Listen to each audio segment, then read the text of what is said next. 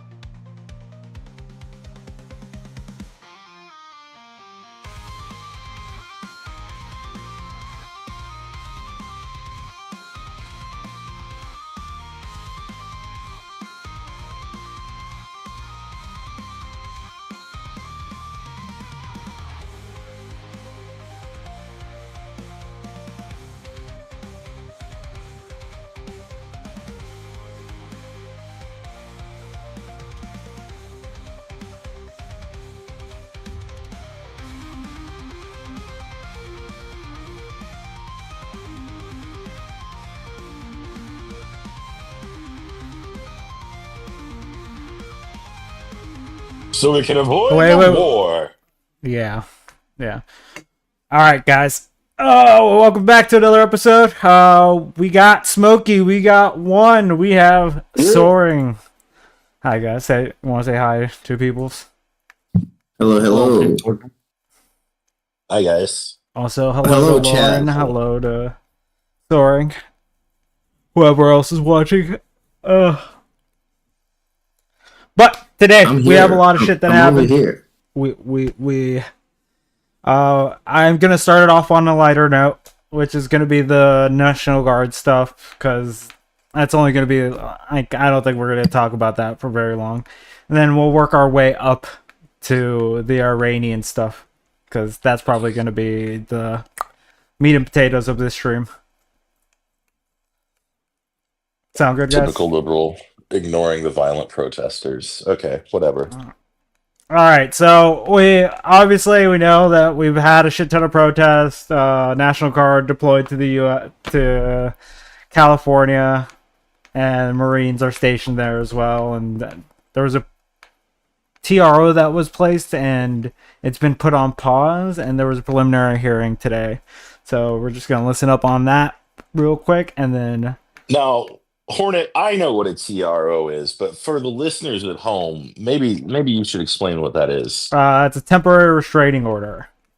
It's a first step to get something stopped. All right. So it's what you need to do if you want to like stop your the National Guard from moving into your foregrounds or whatever. So with that, let's listen to this lady. She'll explain what happened, and we'll have to wait. I have to actually move the screens. I forgot about this since I'm the one streaming it now. Oh, Streamer work. Okay, let's go.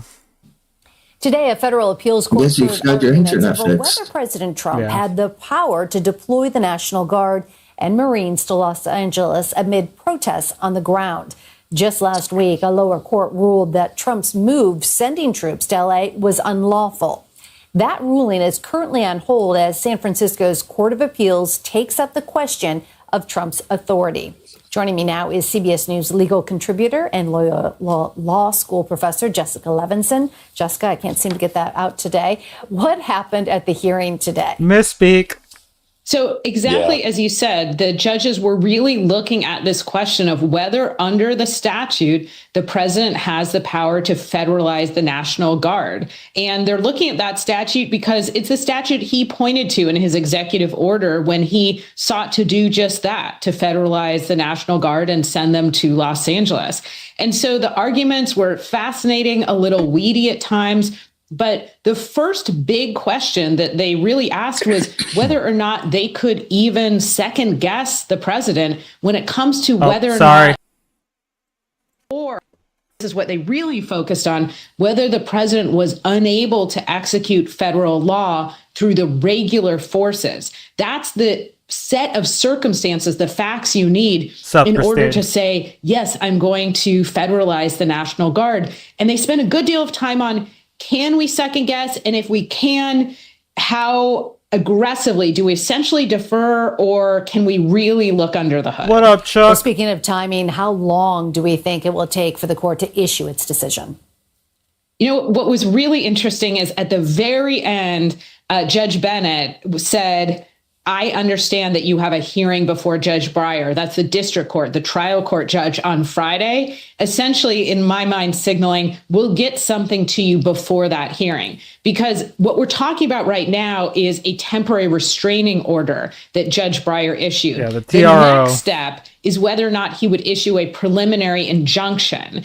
And that is set for Friday. I think the Ninth Circuit is absolutely mindful of that, and they're going to give some guidance before then. What are the potential ramifications of this decision, and what sort of precedent could it set?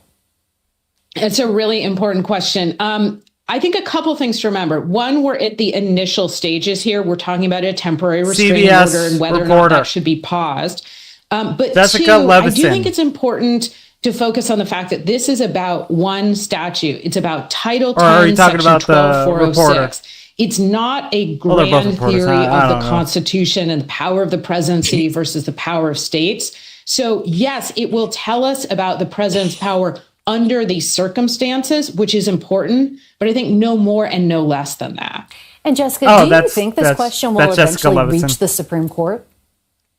It could reach the Supreme Court. Reading the He's like tea their leaves legal of expert. today, I think it's possible that we see a 3-0 decision in favor of President Trump, which would obviously mean that California would be the losing party, and California could seek emergency relief in the Supreme Court. That's something that's increasingly happening, as you know, where the losing party is going directly to the Supreme Court and saying, we need you to look at this right now. That's somewhat unusual at this stage of a case, but I think it's possible. Always appreciate your legal perspective. Jessica Levinson, thank you.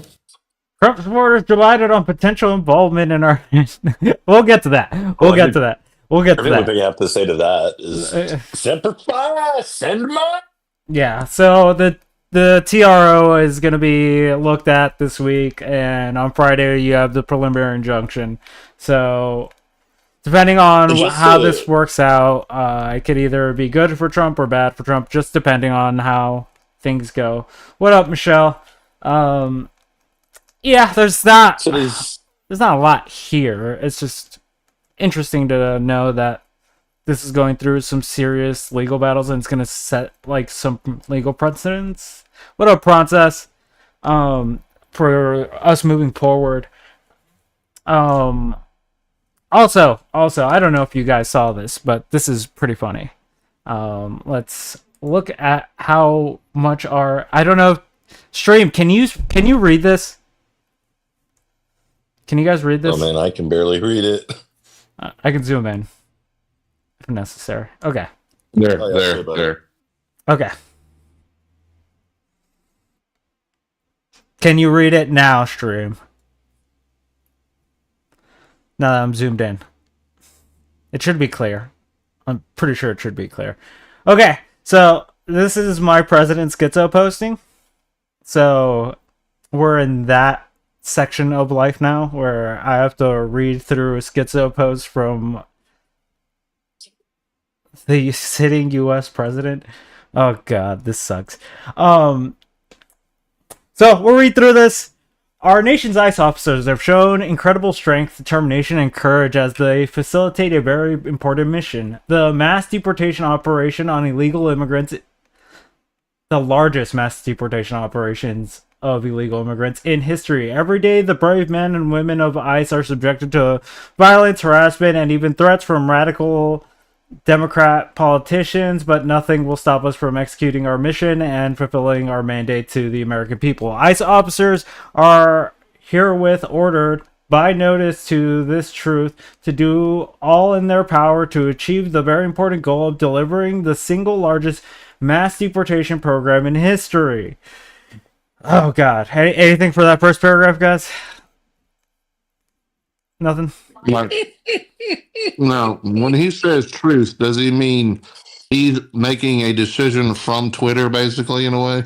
Yeah, this is how the president communicates. He uses Truth Social to communicate to the public what his ideas are.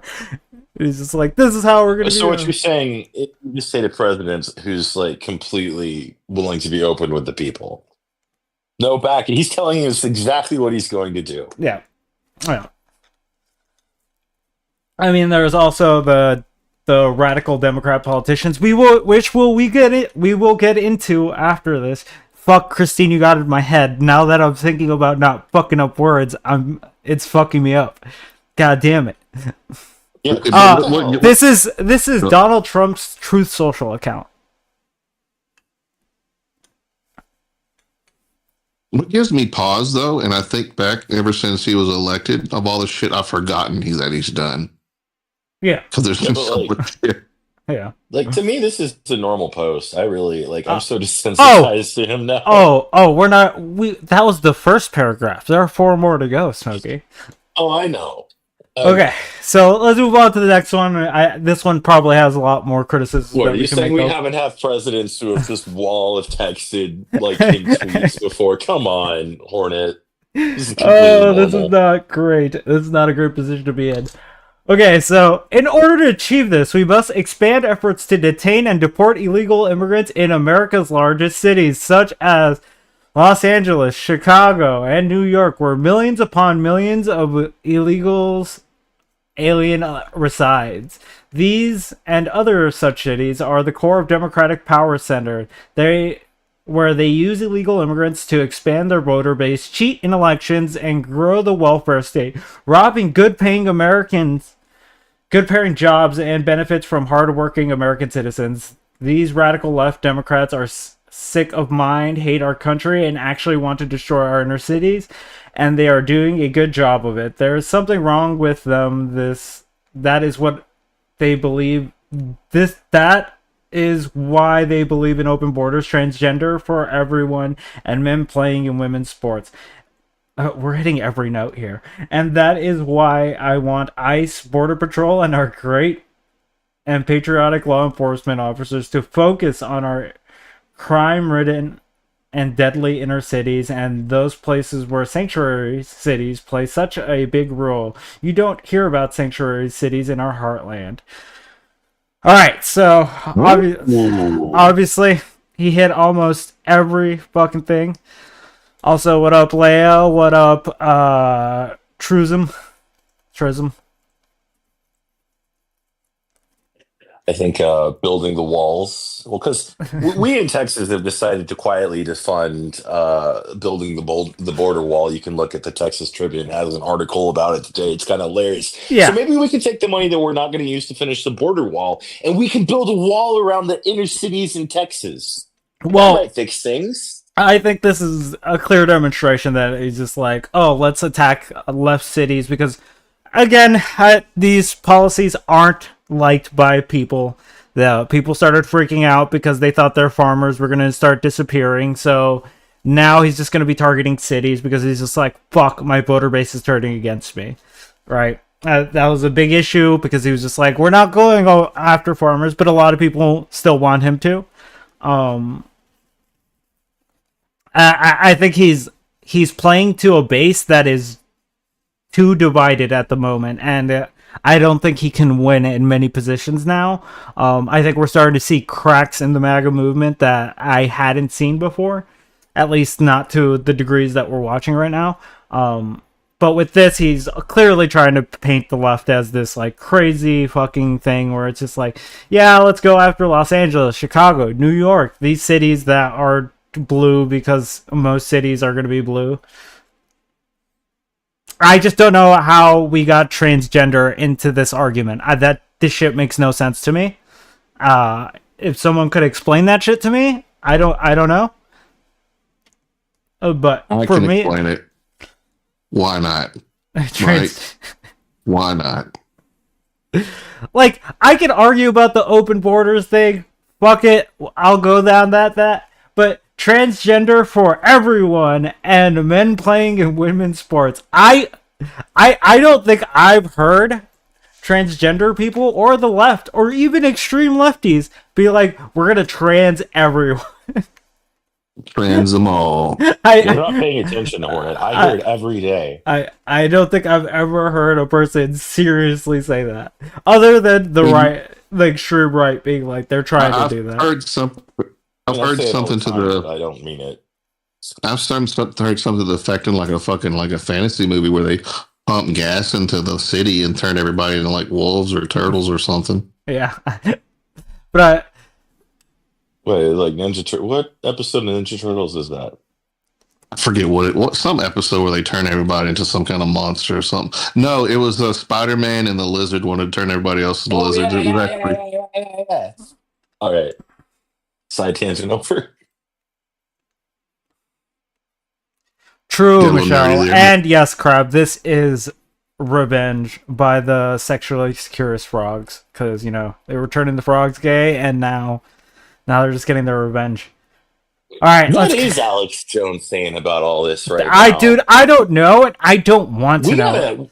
You know what? To be 100% honest, I'll do research on that because we need to look into how he's doing lately. To be 100% honest, he's been rough. I think he's gonna sound reasonable now, and that shit's gonna scare me, and I don't want that. I don't want that all the time. He says it like every 8 to 10 years.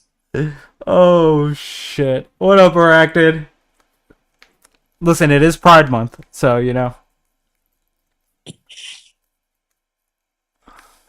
Oh gosh! All right, so Happy Pride Month, people. Yeah, sure. Let's continue. Okay. Let's continue with Bigot? this. Yes, I am. I am a bigot. I want our brave ICE officers to know that real Americans are cheering you on every day. The American people want our cities, schools, and communities to be safe and free from illegal alien crime, conflict, and chaos. That's why I've directed my entire administration to put every resource possible behind this effort. Again, remember, he's only going after cities, not the heartland. And reverse the tide of mass destruction migration that has turned once idyllic towns into scenes of the third world dystopia. Our federal government will continue to be focused on the re-immigration of aliens to the places where they come from and preventing the admission of anyone who undermines the domestic tranquility of the United States. To the to ICE, FBI, DEA, ATF, and the Patriots at the Pentagon and the State Department, you have my unwavering support. Now go get the job done. Donald J. Trump. I'm surprised Alex Jones didn't write that. Like, what stood out to me? What stood out to me is the mass destruction migration. Like, what the fuck is he talking about? Third world dystopia. Like, what the hell is going on?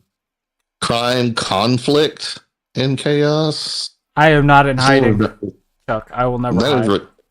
That is redundant.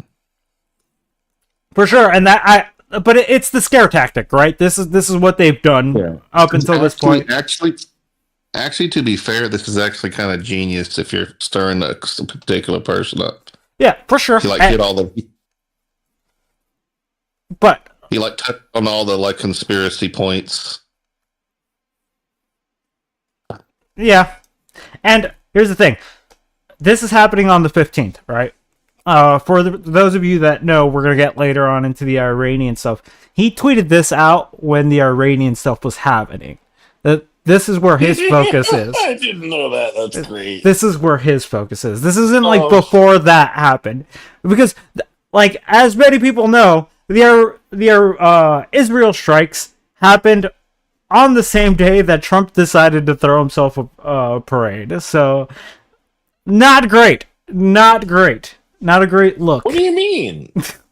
Why not? The Israelis were giving their own. They were celebrating. I almost was gonna be like, hey, let's play some clips from the parade, make fun of it, Well, the Israelis told him it happened, though. They gave him a heads up. Yeah, they definitely told him. So. They definitely told him. But we'll also get into that, Smokey, because he says something on Truth Social that is funny as fuck, and I think it should be covered. But with that, this is pretty much everything that's been going on with the immigration stuff in the U.S. There is one more ICE story that broke today. We'll watch it. I don't know if you guys have heard, but a NYC comptroller was being detained by ICE officials. Now, before you get that rolling, for the people who don't know, what level is a comptroller? Like, who are they? What do they do? They're usually like a city manager for it's almost like a treasurer. Glorified accountant. Yeah. So they're not a nobody. They're not a nobody. Right. They're elected into the position, right? They're the most nobody. But it is it's not. You know what I mean? It's not a thing to not look at, right? Because when we looked at Senator Padilla have this treatment, it was kind of weird. That was a big deal. Yeah, that was a sitting senator. This is a comptroller. There's a difference. Way bigger deal. There's a difference. Yes. Yeah. Also, I think the situation here is very different, so we're gonna get into this. We'll play the clip and we'll listen to his event, how he retells these events afterwards.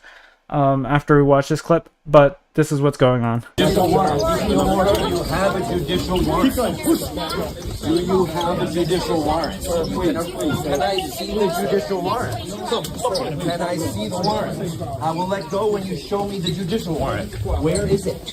Where is the warrant? I have it in my hand here. You obstructed. I was let go.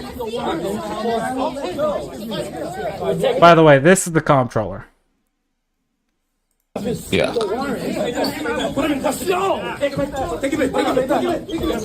They got him. Ladies and gentlemen, they got it. That guy's really dangerous. Look at how dangerous he looks. Well, they just did. I'm not obstructing. I'm standing right here in the hallway. I asked to see the judicial warrant. By asking for a judicial warrant? You don't have the authority to arrest U.S. citizens asking for a judicial warrant. Stay back. Stay back. No, ma'am, for your own safety. For your own safety. Base, Lord. I'll take a look. Can't believe you're arresting him. Where are you taking him? All right. So for context, what was happening was there was the comptroller was accompanying an immigrant that was going through court today.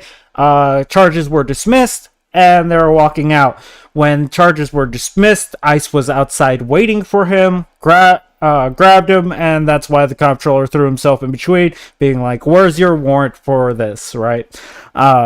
Now, do I think that ICE responded fairly in this situation? I would say so. Honestly, you are getting in the way of them doing their job, but it is also, I would say, prudent to ask for a warrant. If they don't have one, then I don't know why they're just arresting people in a courthouse. That seems excessive. Yeah. That would be, that's my criticism of the situation. It's just like, yeah, I do see that the ICE, like, if you're trying to stop ICE agents from doing their jobs, then you being put in handcuffs, not that crazy, right? But given the point that he was just asking for a warrant and not letting him take him, that seems pretty reasonable, to be 100% honest. If people want to get mad at that, then that's one thing. I don't know. My conspiracy brain is tingling. Like they want this to be out in the open. I feel like there's some fear tactics going on with this.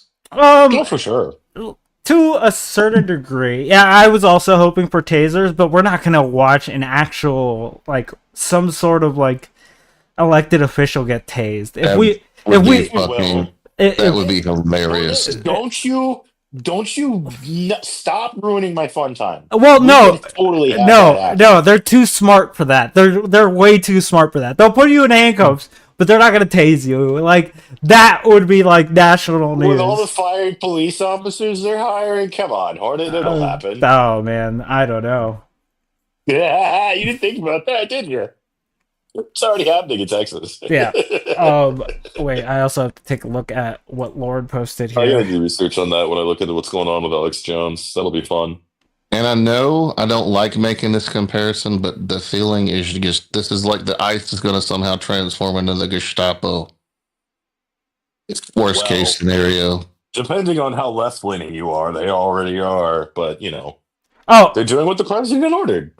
Lauren, I don't know if ever, but yes, thank you for that.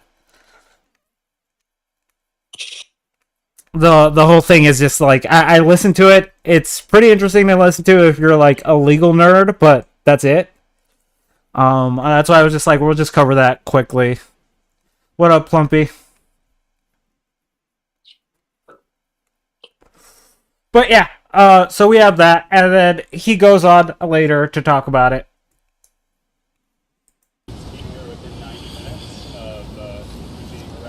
I thank all of them. What does that say about the tenor of the mayor's race? That here we are, voting has already begun. We're a week from the election, and people are racing down to your friends. Was one of them Andrew Cuomo? Imagine that. Look, I mean, this is a critical time to have a mayor who will stand up to ICE and stand up to Donald Trump and insist on due process and the laws of this city. This is a sanctuary city. I was proud to co-sponsor those laws, and I'm going to show up and defend them. And partly why I'm running for mayor is that New Yorkers deserve better than a mayor like Eric Adams. Oh, I forgot. Yeah, he's a mayoral candidate. There we go. Oh, there no. We go. Oh, no. Hey, can about something about the current mayoral candidate and any link to the Trump administration? But I feel like that's not a thing. Como, yeah. Not Como. No, the current mayor of New York City. The guy that took a plea bargain with Prejudice, so they could be opened up at any time and be used as blackmail against this mayor forever and ever. Yeah, that guy. That wasn't the Trump. That wasn't Trump's Department of Justice that did that. That was Pam Bondi herself that actually got that through. So, yeah, Eric Adams. But aren't a lot of them? Base. That's well played. Well played, Trump. You got New York City by the balls. I would say, aren't a lot of the Democrats base just giving them hell for being bitches, and that's probably why there's pressure to do this to get elected. What? For sure. To get arrested? No, just be like, I was a victim of blah blah blah. I'm here to save the people. I don't know if that's that kind of fucking. I don't know if that's the case, right? Do I think Padilla would have been in a, like, let's say those guards never stopped Padilla from asking that question, right? He would just look like an asshole, right? But since that happened, it literally just made the administration look like the assholes. In this case, particularly if someone's leaving court, has charges dropped on them, and then ICE agents show up to arrest you, I'd be like, this is some bullshit. What kind of system is this, right? Like, especially if they're not willing to give you some sort of like warrant. I will not confirm nor deny me being an AI.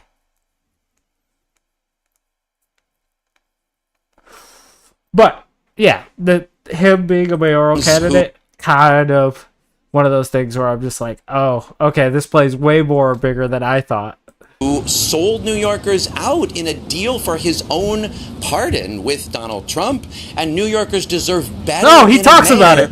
Than Andrew Cuomo on that debate stage last week when I asked him, why did you deny those immigrant subway cleaners who risked their lives during COVID the prevailing wage and the health care they deserved? All he could think about was, hey, were they, and I couldn't believe he called them illegal. And you could tell in his head all he was worried about was, would it reflect badly on him? And what New Yorkers are deciding right now is, will we have a mayor who stands up for the traditions of this city, who protects immigrant New Yorkers, and who protects all New Yorkers? I am very grateful to the other mayoral candidates who came out here to call for my release, to stand up for those traditions, and I really hope New Yorkers will elect one of us. All right, so we have it. New York is kind of Trump's hiding hole, so like I do understand why the temperature's turned up there. Right? Like, that makes sense to me. But at the same time, it's just like, oh, fuck. Like, we're going from one bad optics move to another bad optics move so quickly that it is kind of hard to keep up. Like, like, we're not even covering the Minnesota shit today because I was just like, there was just too much on the Iran stuff that I was just like, I can't even cover that today. You know, like, there was some Joe Rogan stuff.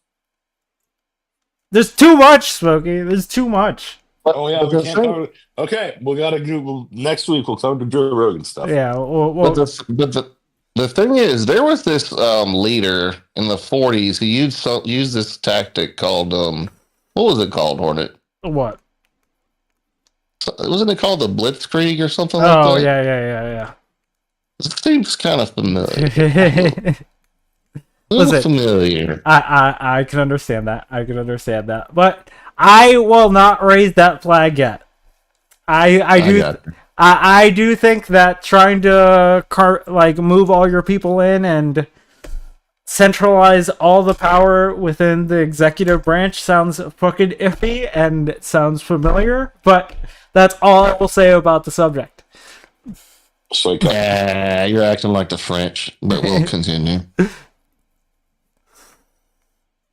But with this, like, obviously the ICE raids have been contentious, and then we have the Minnesota shooting, where 2 Democratic lawmakers lost their lives, which is bad, and honestly, it is kind of sick to fucking watch everyone try to, like, be like, is he a Democrat? Is he a Republican? Is he MAGA? Is he far left? It's just like, this is sick, dude. Like, what the fuck are we even doing anymore? People are legit dying, and we're arguing whether the person was a MAGA supporter or not. No, it wasn't a law enforcement. It was someone impersonating a law enforcement officer, Lauren. This should be like big news, right? That thing right there, that happened, and I thought, like, okay, America's gonna chill out for a second and be like, okay, this is something we shouldn't let happen. Obviously, the president gave his condolences to the families and to Tim Walz and to the people of Minnesota. The day that it happened, he called Tim Walz a fucking incompetent governor, and that's why it happened. That was Trump's reasoning on Truth Social. So, Yeah, no. The president doesn't seem to understand. Don't fan the flames in certain instances. Like I can get behind fanning the flames during the protest. I can get that. They fucked up his birthday. I get that. That makes sense. But to do something like That's that what happens horrendous. when you leave your birthday up to a drunk. Yeah. Seth fucked it up again. Really, you believe Waltz has blood on his hands? No, I mean Seth. Get in here, Plumpy. Tell us why. Like I would like to know why actually. You're you don't have to get in here. You don't have to. That's what I was getting out. I'm gonna be... You don't have to come in here. You can just tell me in chat. But yeah, I think Waltz has done a decent job at a governor. The only reason most people give him shit nowadays is because of him running with Kamala. Seems like his name has been elevated, so now people always will try to fucking dunk on him. A base, that's fine. Well, you're good. You're good, but yeah.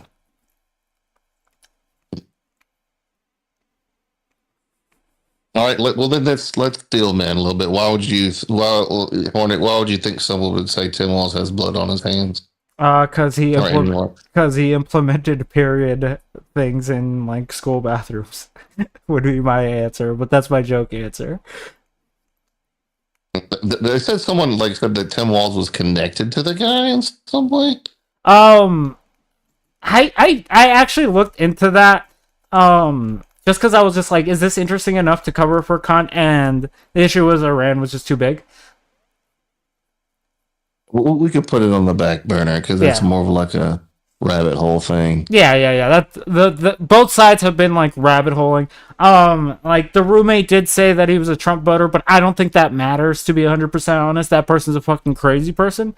2 people lost their lives, and I think that's what's important. I don't think we should be arguing whether it's some conspiracy, blah blah blah. I actually could give a fuck about that. But that's my position on it, just because I'm just like, it doesn't really matter what they were. They just fucking decided to fucking do something fucking crazy as fuck.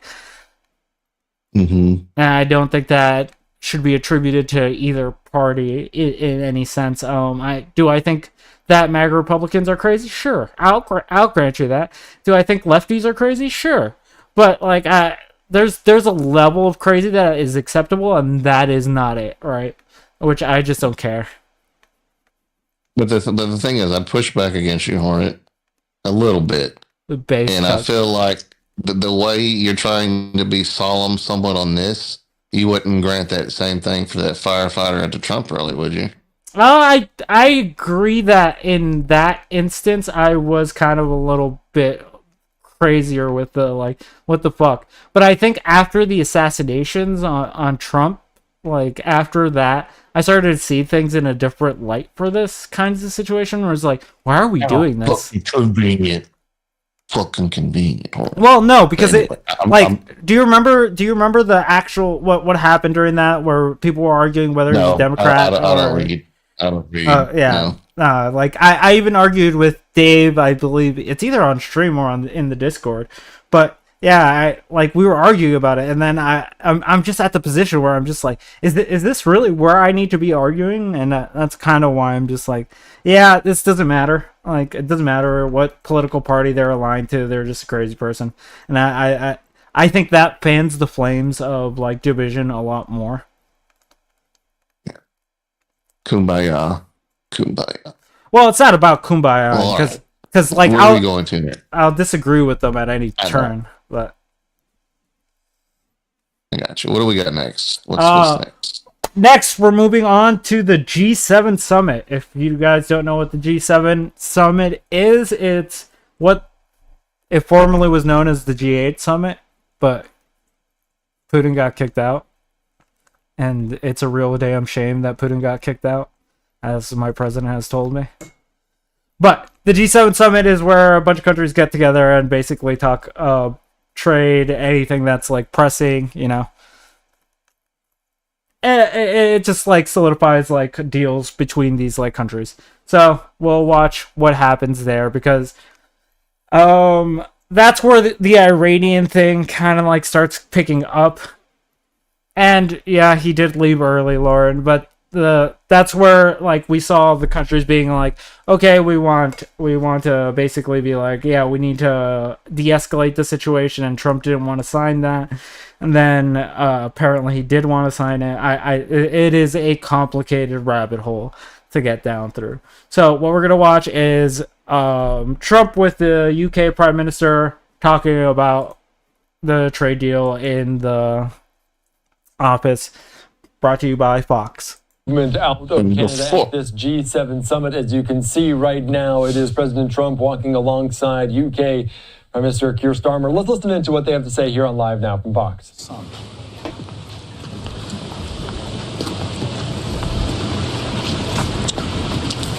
Okay, thank you very much. We all know the great Prime Minister of the UK, and we just signed a document. This is... Sorry about that. This is it. Very important. Okay. Fuck, I was trying to take this seriously, but that happening is just... He's so used to opening that shit up and sharing it to the fucking public. Oh, I can't believe it like that fucking happened. Oh, Jesus. Well, I'll let it keep going. It's just... Someone's getting fired for that. A little windy out here. Give me that little... We just signed it, and it's done. And so we have our trade agreement with the European Union. Not the European Union. Not the European Union. He was mistaken there. That is the UK. That is... It's an easy mistake. He's probably It is. That's why he's probably flipping out about that paper falling out and making him look retarded. He's like, "Oh my fucking god!" Yeah.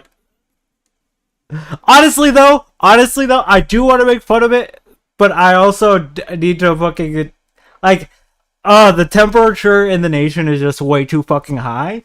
So there's a part of me that's just like, if this happened to Joe Biden, everyone would have a field day with this, right? But I'm just like, am I gonna have a field day every time Trump fucks up? Like when he like tripped on the stairs? Funny as fuck. But I don't think I should be fucking celebrating. Call it. Be better. You gotta be better. Yeah, well, okay. For sure. But that's why I'm just like, yeah, him calling it the EU instead of the UK would be something that I would see nonstop coverage forever. I'm sorry, Christine. It is funny though. It is funny to watch someone of this high standing fuck up this badly. And it's a fair deal for both. Going to produce a lot of jobs, a lot of income, and we have many other ones coming. But you see the level of enthusiasm. Also, I don't know if Stream can see this. I don't know if you guys can see this, but do you see this? Well, I think. Let me look. Yeah. There's just this weird strand of hair here, and I don't know what it's doing there. Oh, get over your autism. It's very good, but the relationship that we have is fantastic. So I just want to congratulate you. There is a piece of hair there, by the way. Yeah. Thank you very much. This now implements on car tariffs and aerospace, our really important agreement. And so this is a very good day for both of our countries, a real sign of strength. So thank you again, Donald. A really important day for both of us. He didn't correct him. Also, props to the UK Prime Minister. He didn't correct him. Great people. Has anything changed in the agreement since you spoke on the phone? Is that normal for like world leaders to call each other by the first name? Yes, that is. Okay. It's supposed to like show like a sense of familiarity. What the fuck? Familiarity. Familiarity. I don't know why that word wouldn't come out, but yeah. That's the point behind it. Nope. This is implemented. Hey, this is my second language, okay? Fuck you all. May I ask you a question, please? G7 leaders are calling for de-escalation. Also, what up, Dusty? Israel and Iran, but you the key to unlocking that. That's right. And here I am. And here you are. Yeah. So can I ask you, sir, have you spoken to Prime Minister Netanyahu? When might you speak to him? I've spoken to everybody. What will you say? Israel is doing very well, as you probably noticed. And I gave Iran 60 days, and they said no. And the 61st, you saw what happened. Day 61. So I'm in.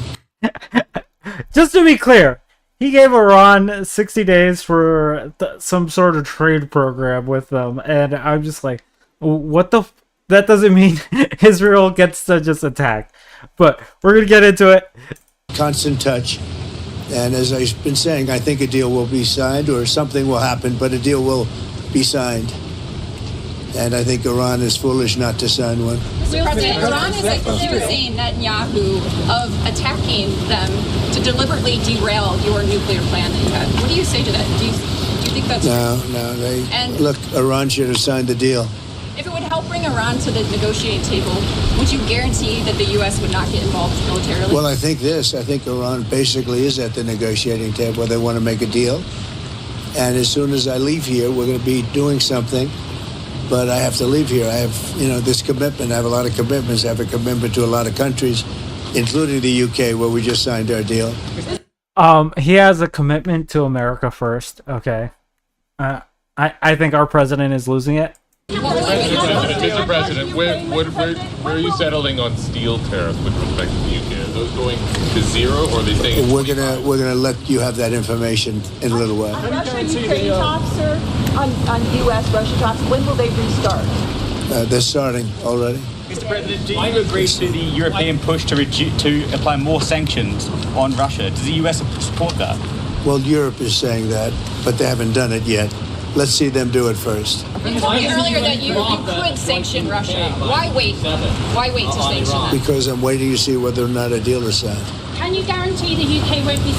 Also, just to highlight something, an American was killed today in Ukraine on attack on Kiev. So, just to highlight that, might not be important, but could be important. And don't forget, sanctions cost us a lot of money. When I sanction a country, that costs the U.S. a lot of money, a tremendous amount of money. It's not just, let's sign a document. You're talking about billions and billions of dollars. Sanctions are not... Okay. I'm going to stop it there for a second, because I actually do have to rant about this shit. That hurt my brain just now. Sanctions cost you money. And I'm just like... Technically, they cancel a trade, right, between you and that. You know what it is? It's probably a brain fart. Like Putin gives him a lot of money, and when he's probably that. I got you, Lauren. I got you. And thank you for reminding me. W mod. And also, yes, hit that like button. You know what to do. If you enjoy us just shitting around up here, fucking shooting shit. But, yeah, no, it's the sanctions thing is just fucking stupid. But there's also the issue that this man, okay, we have heard him talk about Russia and Ukraine for a super long time, right? And the argument that he always says is just like, people are dying on both sides, that's what's important. But whenever I hear of any penalties, it's just like money. That's all it comes down to. And I'm just like, okay, which one do you care about? Are you just virtue signaling for the sake of virtue signaling, or are you just fucking actually caring about the situation? And obviously, yeah, he just cares about the money, but this is fucking stupid. I just don't know I don't know how the general public doesn't see this. It's annoying to me. It's that government tech that they see sends out a laser into all MAGA's brains to mind control them. That's what it is. Also, Plumpy, if you want to jump on to add on to Lauren's thing, just join the Discord and jump into the waiting room, and someone will pull you up.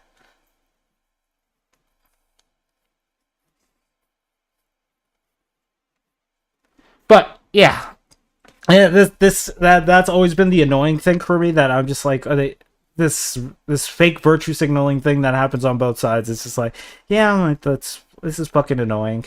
I think it's been a part of politics forever, though. Yeah, it is. But like, I'll talk about it straight, right? Like that, it is a money issue, and I agree, it's a money issue. But the longer money issue is the things that I would want to look into. What up, Plumpy?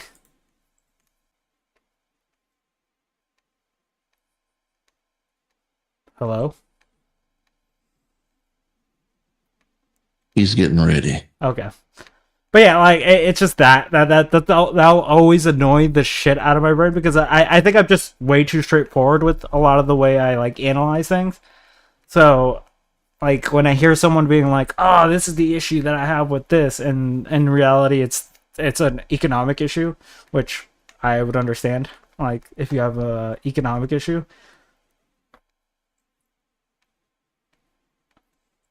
You could, now the perms you can talk in here, like, but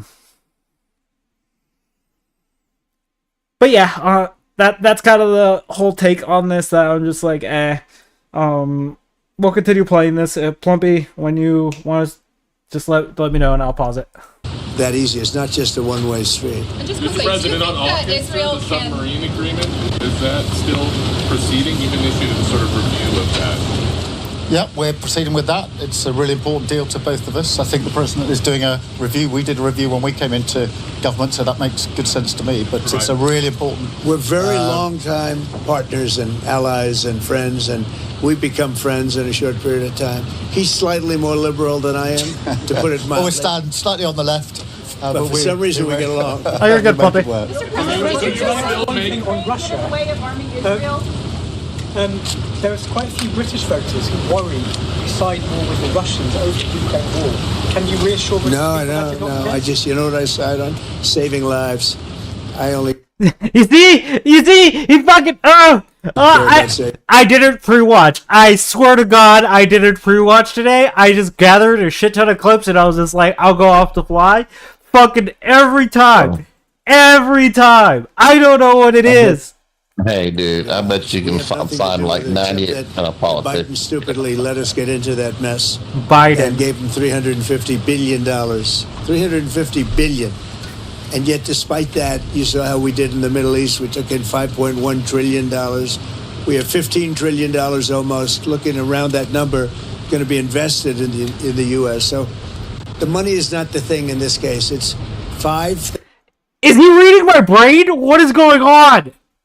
1,000. I told you it's that mind laser, bro. Every week in Russia, Ukraine. Yeah. If I can stop it, I'll be very happy. They're Ukrainian and they're Russian. So you could say, what am I doing? But I'd like to see if I could stop it. Would you consider going that Israel can fully eliminate the threat that Iran poses, this nuclear threat that they pose, without the United States military? Who said that? No, I'm asking if you believe they can. Well, it doesn't. It's irrelevant. Something's going to happen. Mr. President, would you consider traveling to the Mideast as part of any talks if it would help broker a deal? Yeah, but I think we're doing pretty well. We're talking. You don't think we have a thing called a telephone, so we're talking. But it's always better to talk in person. Mr. President, do you want to see regime change in Iran? I want to see no nuclear weapon in Iran, and we're well on our way to making sure that happens. Okay, like he wink, said, wink, nudge, nudge. He said the quiet part out loud, right? It's not just me, right? Wink, wink, nudge, nudge. That's what I heard. Yeah, that's what I heard as well. But we had a discussion about that this morning. There's a unit in the G7, absolute clarity. I think he's been coordinating this with Israel. We'll wait for that part. Do you have a response about what? Always have that itchy trigger finger crap. Always have it. Can you guarantee the UK will be protected from any future tariffs? The UK is very well protected. You know why? Because I like them. That's why. That's their ultimate protection. Thank you very much. The Prime Minister's done a great job. I want to just tell that to the people of the United Kingdom. He's done a very, very good job. You know, he's done what other people, they've been talking about this deal for 6 years, right? 6 years. And he's done what they haven't been able to do. So he's done really a very good job. How much in response to Tucker Carlson criticizing you, saying that you were complicit in the war? I don't know what Tucker Carlson is saying. Let him go get a television network and say it so that people listen. Thank you. Oh! Didn't even know that was in this. Didn't even know I was actually going to talk about the Tucker Carlson beef right after this, but didn't know it was going to be playing here. Holy shit. Yeah, fuck Tucker Carlson. Dude. Yeah, he's been criticizing Trump the last couple days about the... Yeah. How dare he criticize my president, that piece of shit. Yeah, no. The thing is, Tucker kind of has a point here.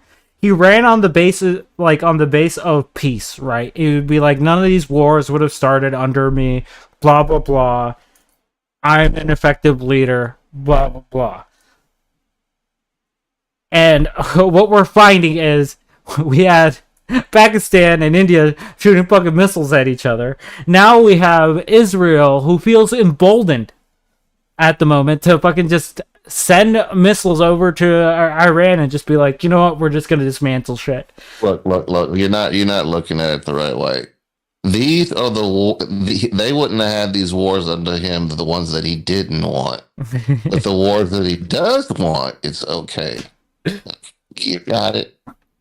Yeah. For I guess, but but he won't even take a strong stance on the Ukraine Russia shit. Like obviously there's a line where it's just like, yeah, you want to be negotiating to a some sort of ceasefire. I would assume so, right? You don't want the war to go on forever. But at the same time, you just can't fucking let Russia just fucking do whatever the fuck they want and be like, you know, we're not going to do anything about it.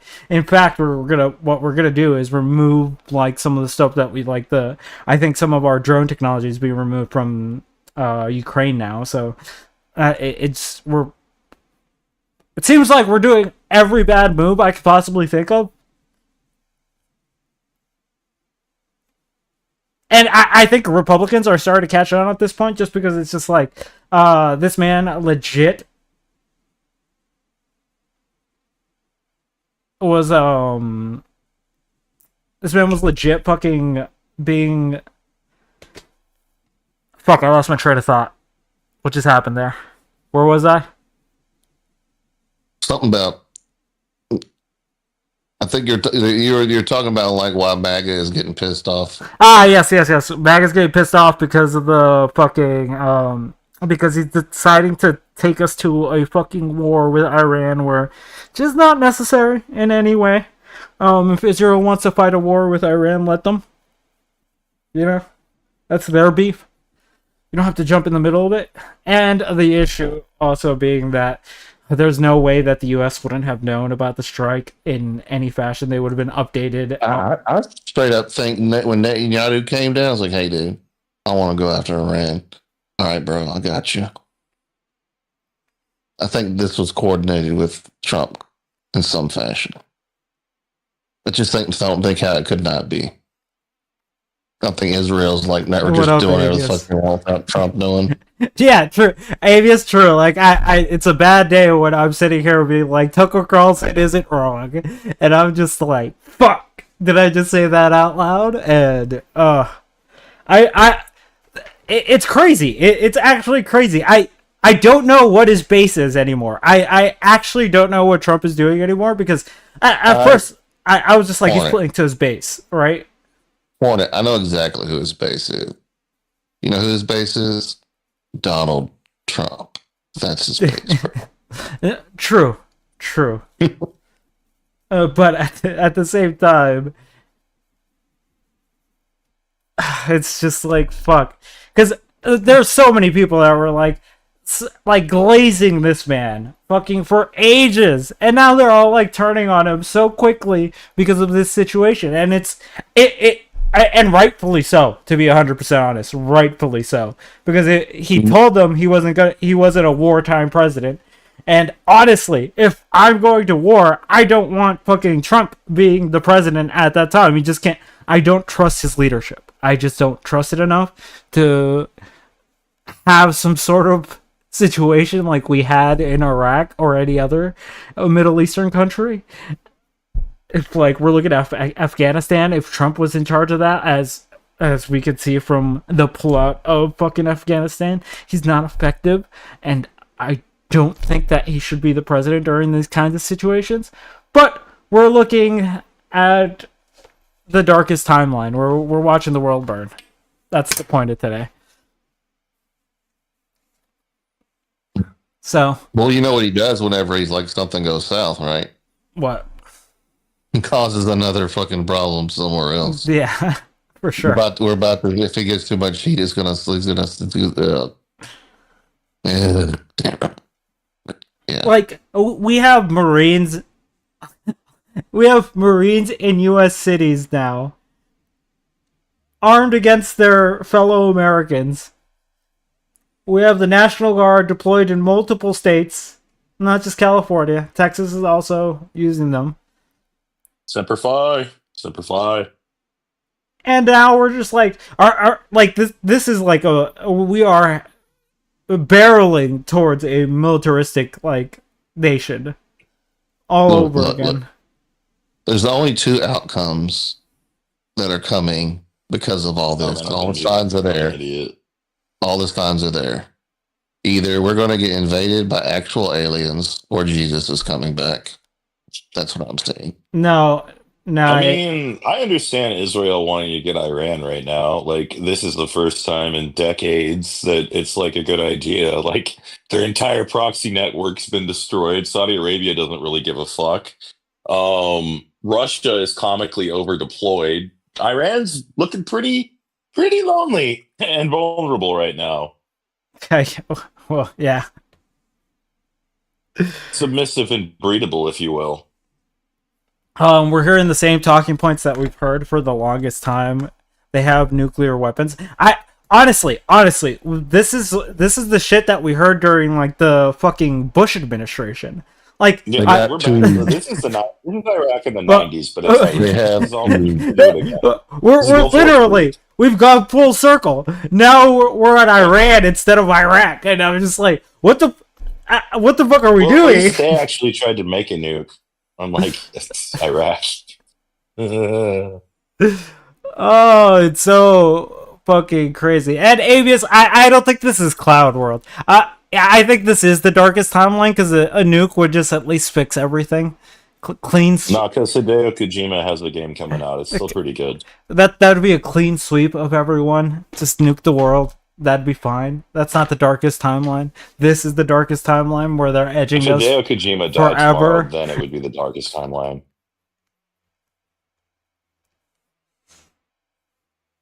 But yeah, like, like I don't understand the things that we're getting ourselves into. And toxic, yeah, like there are aspects to the protests that were riots, right? And there was looting, like we showed that on the last stream.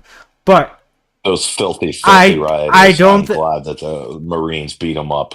I don't think that was a reason to call in the National Guard. I think LAPD, with the massive amount of funding they have, they could have got the job accomplished. I don't think that they needed the National Guard being there. I don't think Marines should be on the fucking ground in U.S. cities. What the fuck? Unless we actually have an invasion, then I don't know. The National Guard, but the Marines deserve better. But until like. Marines aren't even trained in this shit. They have to train them on the spot. Like, fuck you, Smokey. Simplify. Simplify.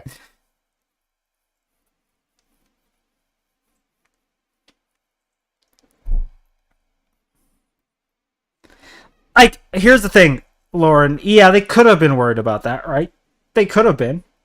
But the issue was the amount of people that were there. The situation had already been dying down, and as soon as like we showed it last time, as soon as the fucking National Guard showed up, everything blows up because it's not a de-escalating move, it's an escalation. And people take it that way. So instead of like, okay, so like the equivalent would have been like instead of like opening the doors on January 6th, they would have kept the doors closed and fucking shot anyone who tried to walk in, right? That would have been the equivalent.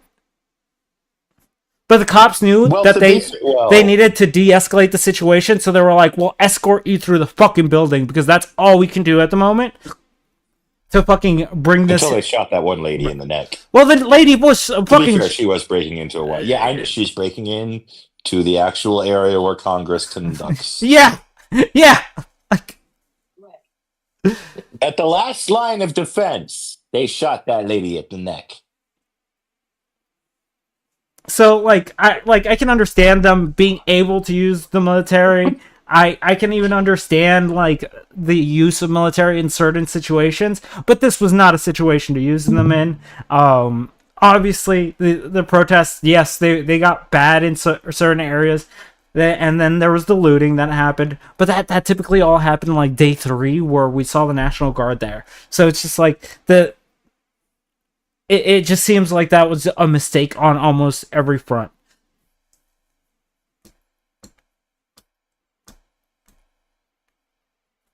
Yeah, but in 92, they were like straight up like going crazy, like they gave no fucks. No, I'm not. And why do you think they give fucks now? Because okay, we saw day 1, vandalism was like probably the highest. I thought I saw a building on fire on that first day with it when they were going in, I think it was Compton, but it turns out it was a trash can when I looked into it, and it was just like, oh, okay. Well, that trash can was very important to somebody. Yeah, I remember the roof Koreans, the Korean snipers. I remember all of it. But yeah, that was a trash can. It didn't seem like the property damage was ridiculously high. And this is nothing compared to 94. Chill the fuck out, guys. Oh, wait, what? This is fucking 94 riots. This was the rooftop Koreans. That was 92.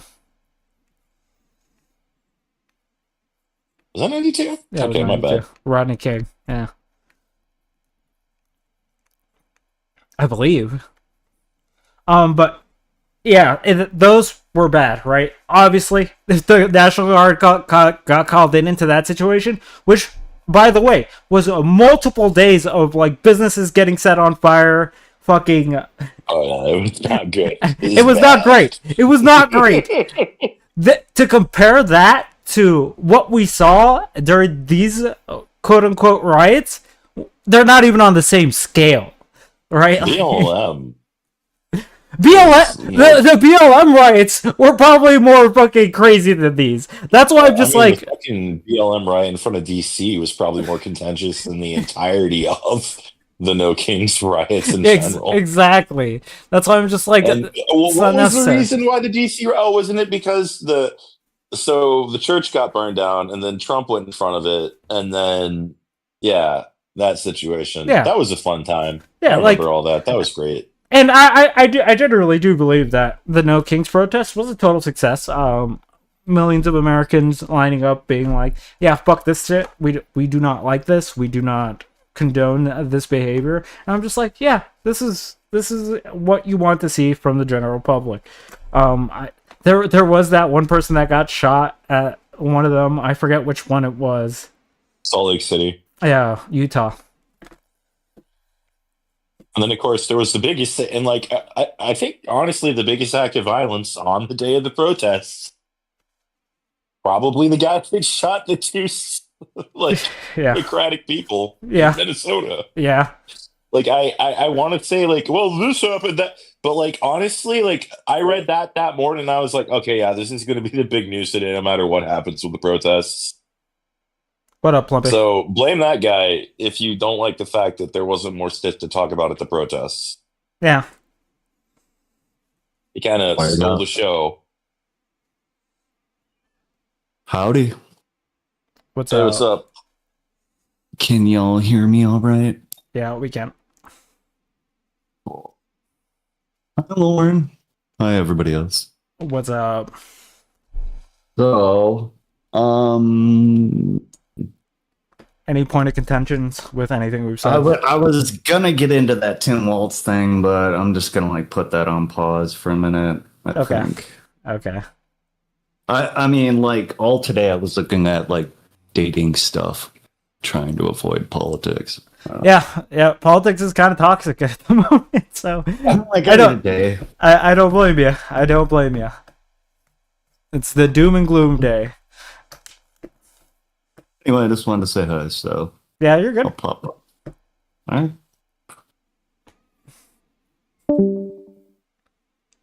Well, thank you for hopping on, Flippy. But yeah, I just Hey, I'm gonna interject with something real quick. There's I don't know if this is you've seen this, but Iran is warning that there's a surprise in order that will be remembered for centuries. So I don't know how to take that. Because Iran's TV. Oh no! Nuclear war. Let's go. No, I'm kidding. Here's the honest answer for something like this. A lot of people will say the nuclear war is coming, blah blah blah, and that seems to be the extreme position for me. A lot of people don't understand the intricacies of nuclear war and why it would be detrimental for almost any country to do the thing. So yet that doesn't stop from China from still stockpiling more than any other country at the moment. For sure. Like I think it is stockpiled for sure, and America will stockpile as well. Russia does the same. It's not unique. Every country will get nukes, but the issue is to the amount of treaties and stuff that I are would like signed. to say, except Iran. Iran doesn't get nukes. No nukes for Iran. Yeah, Iran has always been the thing is people consider Iran to be a little extremist on the way they handle things, especially since we have certain sections of like terrorist organizations coming out of there. So it seems like that's the qualifier that most countries use of being like you're radical, and their leaders are kind of radical. I won't disagree there, but I don't think that it's let's blow them up situation. Obviously I would go more of the sanction the shit out of them and reduce trade with like almost everyone.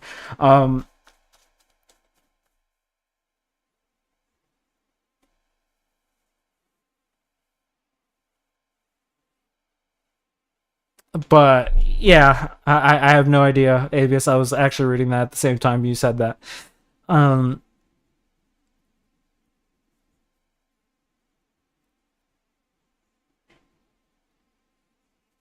Yeah, like I said, every country's been doing that. It's not something that is that, but it's the intricacies between trade that most countries aren't willing to give up, because ultimately, I do believe when it comes to power or greed, most people are picking greed. All right, like people want money in their pockets, and that's typically what it all boils down to. Like that's why I hate when Trump does the Russians and Ukrainians are dying on both sides. It's a money situation for him, and I know it's a money situation. Most people view things as a money situation. It boils down to that for a lot of people. So for Iran to launch these nukes, it would disrupt their trading partners and anything that they have going on, which is pretty bad for them. I don't think the isolation that they would be facing at that point would be worth it. And also considering Saudi Arabia has been trying to gain favor within the Middle East to basically overthrow Iran as the de facto leader of the Middle East, right? Because they typically have that title, because they have the most influence amongst these other nations. Then if they even let a gap in, Saudi Arabia could fill it at any point. And I think that's also a concern on why Iran might react badly to this.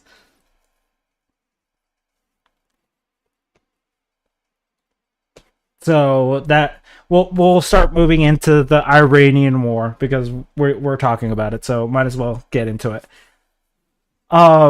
Any thoughts before we jump into this? Any thoughts on the former shit that we're talking about? War 3. Gulf War 3. Gulf War 3. Yeah, Gulf War 3 is more like it. Not World War, but Gulf War. Should we call it the Yom Kippur War 2? I like that one too. Gulf War 3 is going to be... Yom Kippur 2, Electric Boogaloo. No, it's got to be Yom Kippur 2, Electric Boogaloo. It's going to be the Gulf War again.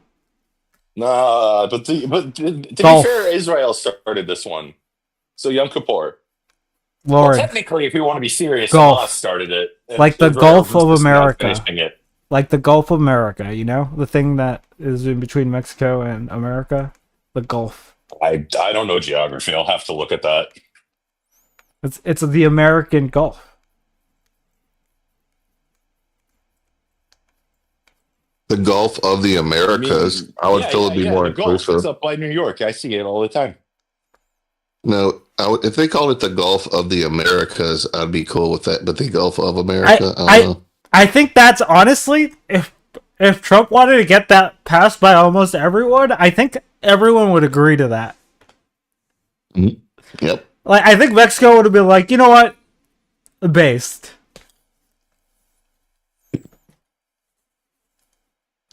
But, yeah.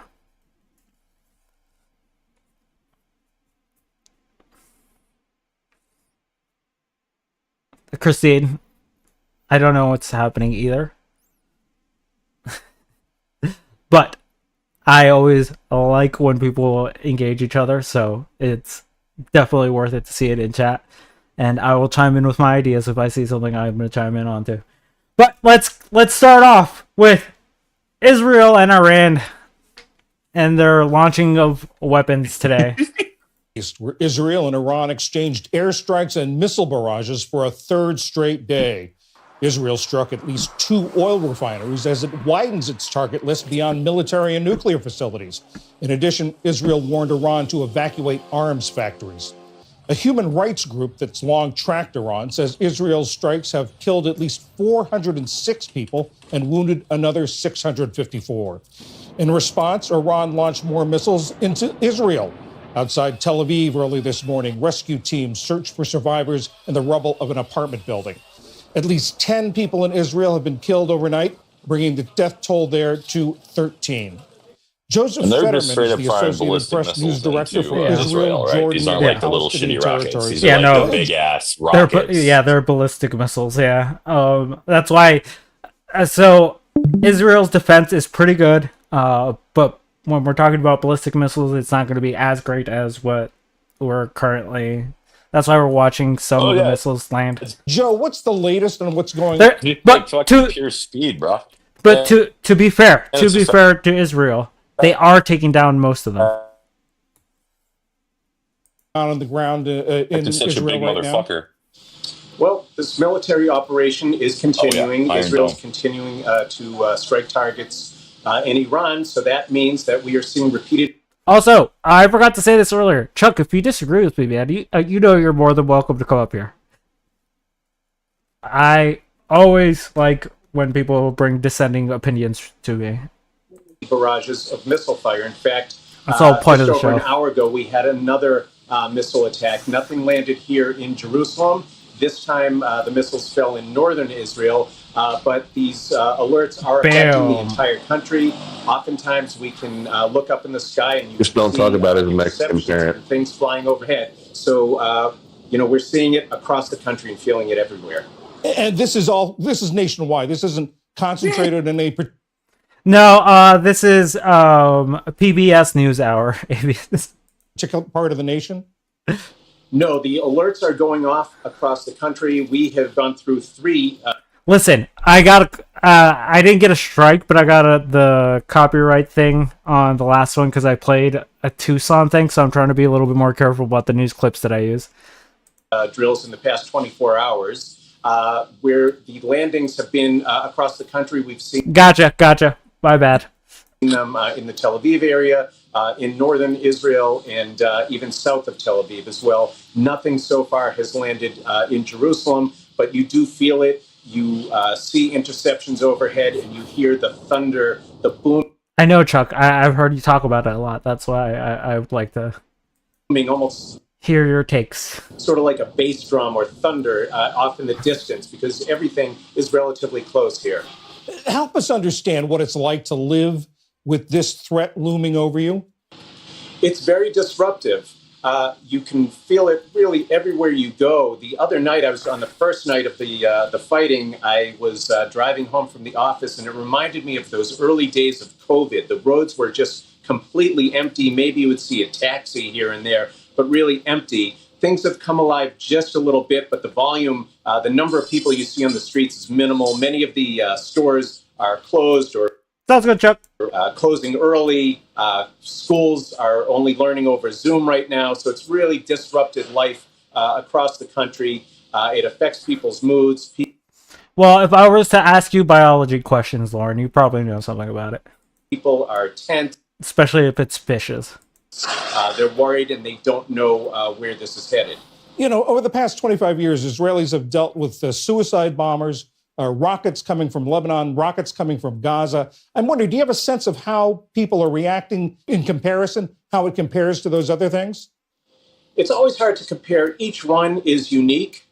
Each one has its own sets of challenges. This one is quite scary just because the types of weapons that are being fired here, these missiles are huge. The prime minister has compared them to sort of flying buses, and they are sending barrages of dozens of them at the same time. What makes this conflict different compared to the other ones that you mentioned is that Israel does have that air defense system. You probably heard about Iron Dome and other systems that they use to intercept these missiles. So that does give you some sense of personal security, but the system isn't 100%. Yeah, and when dozens and dozens of these when missiles you have that coming, many coming it's through, almost inevitable that something's going to get through. And it's just that feeling that it's so random. You don't know where it's going to come down. You don't know that looked if like you're 100% CGI. safe. So this time around is quite chilling, just like This war is fake. This is, of course, on top of almost a year and a half now of war in Gaza. What's the public sentiment about this?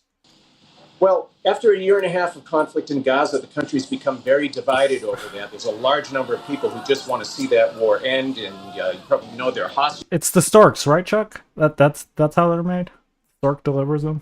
Who remain inside Gaza. They want to see those hostages come home. But so far, the public, I haven't seen opinion polls yet. We're only a few days into this, but the public does seem to be lining up behind this one.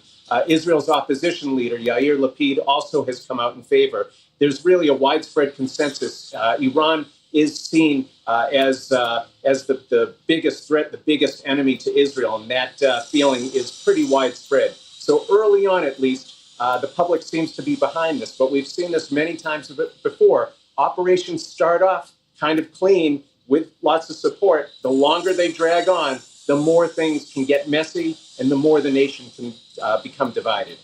Joseph Fetterman of the... Okay. Thoughts before we get into like the U.S.'s angle on this. This is just the conflict that they're dealing with. Why do we give a fuck about Israel? Well, Israelis are going to care about like Iran, right? Like, it's the same thing that happens here, where Netanyahu has been basically running like this fear mongering for the longest time of like the Iranians are going to fucking eliminate us, right? So like, I can understand why there would be a public consensus on that. I think this might be an opportunity. I don't know if Smokey, you know your lore of why. What is the if there could be a small summary of like the Iran-Israel tension, like what is up with that? If you can summarize that in a quick way.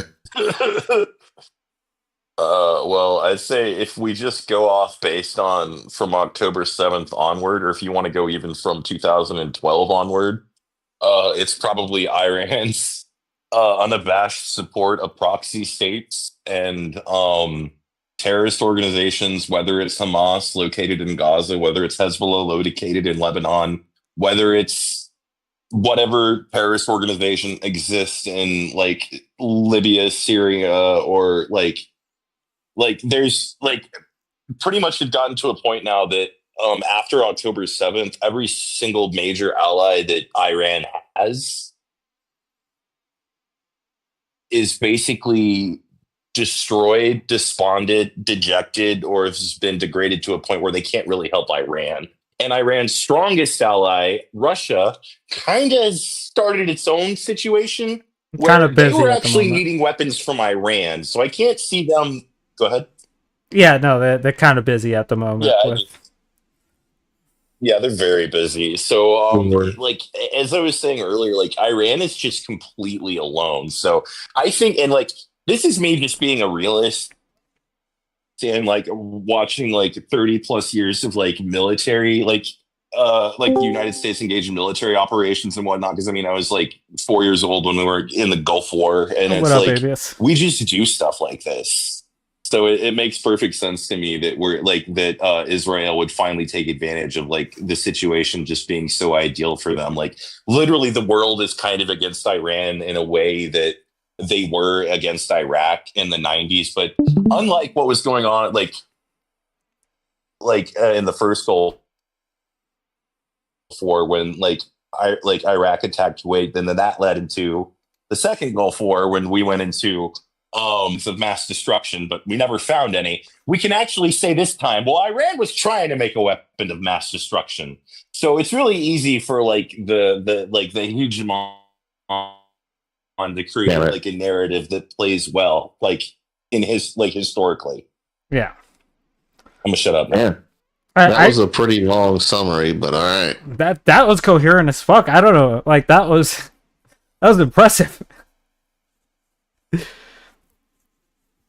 I like this stuff. It's fun. Yeah. This is your topic. Holy shit. I think I found Smokey's topic. But yeah, like to add on to the point, like it is that Israel has seen like an opening point. I don't know if the rest of the world would agree though, because there is a lot of contention with like the rest of the world of like, is this a good idea? Like, is this something we want to do? And it seems like most of the world is saying we should probably de-escalate this. And the problem is also the damage has been done. Like we did strike a shit ton of nuclear facilities. I would like to say that at the G7 today, to cut you off for a second, but like all of the G7 leaders at the G7 today said that Iran under no circumstances can have a nuclear weapon. Yeah, so for sure. Even I feel like they're kind of towing the line. Yeah, so for sure. I don't know. I feel like war is inevitable. For sure. I think it's because America is positioning itself in a weird spot of being like, we are definitely going to war with Iran. And I'm just like, why are we positioning ourselves like this? Like this is not something we should be doing. So Avius, any thoughts on this? Well, I'm sure it's not because we need. Go ahead. Military industrial complex. And also, Smokey, you probably know more about this than I do. I thought China was a bigger ally to Iran. China is currently moving its assets out of Iran. Really? Based on I was reading an article, don't quote me on this. I didn't read it. I just kind of caught the foot. It seems like they are doing some type of like they're moving some type of assets out, but like they didn't know that much about it. But yes, they're a bit, but like here's the thing. China likes to move in after we've left, like when there's a big smoking crater, and then they can start business, like they have with Afghanistan. In my opinion. Yeah, no. They move in where we leave. Yeah, it is true. Like, and I suppose that's a fair point. My biggest worry is China giving Iran drones, because it would be a spectacular time for China to test their drones. I actually thought about this, and if it came down, because like, wow, could you imagine if one of China's other big allies was in a war right now? That would make it complicated on who they'd have to give more support to. Yeah, like I don't think on its they have to support Russia more than Iran. So I think at the end of the day, it's just like a zero net loss if they just pull out of Iran. Like here's the thing, like China is very dubious with the way that they interact with like these kinds of conflicts. Like CCP soldiers have been found killed in the Ukrainian Russia war. So like that's something that I'm just like, okay, China doesn't really announce because they said they were stepping back from that situation, and it's just like, okay, you're sending troops though. Nice to know. But so I do agree with Avius here that this is a pretty excellent point for them to actually test some of their military strength and seeing how it actually compares to U.S. military armament, right? Like there's no better point in history that I would think they would have than this. Well, it's a good thing they'll be able to fly that stuff in. And honestly, though, there's also the flip side of that. if we're busy in a war with Iran, then Taiwan seems to be a pretty open zone, right? Have you guys considered the propaganda war that's going to be coming from this? What? You're going to have a reverse Ukraine. And what I mean by that, the US, along with the entire Western world pretty much, has been shitting on Russia and China for what they've been doing in Ukraine. So imagine if the United States engages with a war with Iran, and then China and Russia get to do the reverse to us, where they get to tell all of their people, look at the evil US killing all of these poor Iranians. That's why we need to send them billions and billions and billions of dollars worth of weapons, ammunition, and whatever else they fucking want. Yeah, that is it'll be easy. Go ahead. For China to do that, not so much for Russia. Yeah, Russia is kind of like caught in between a rock and a hard place at the moment. China,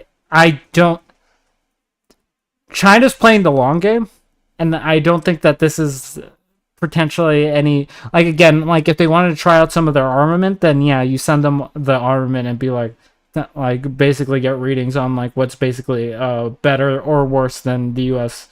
But at that point, it's just that. To be 100% honest, I think it is in their best interest that we go to war with Iran, because then, again, our focus being split at the moment. Like, we can't be on the Ukrainian border, we can't be in Iran, and we can't be in Taiwan all at once, right? Like, we have a big army, but splitting ourselves too thin is a problem for us, especially if if you're actively going to engage in war with China, you have to be at full power.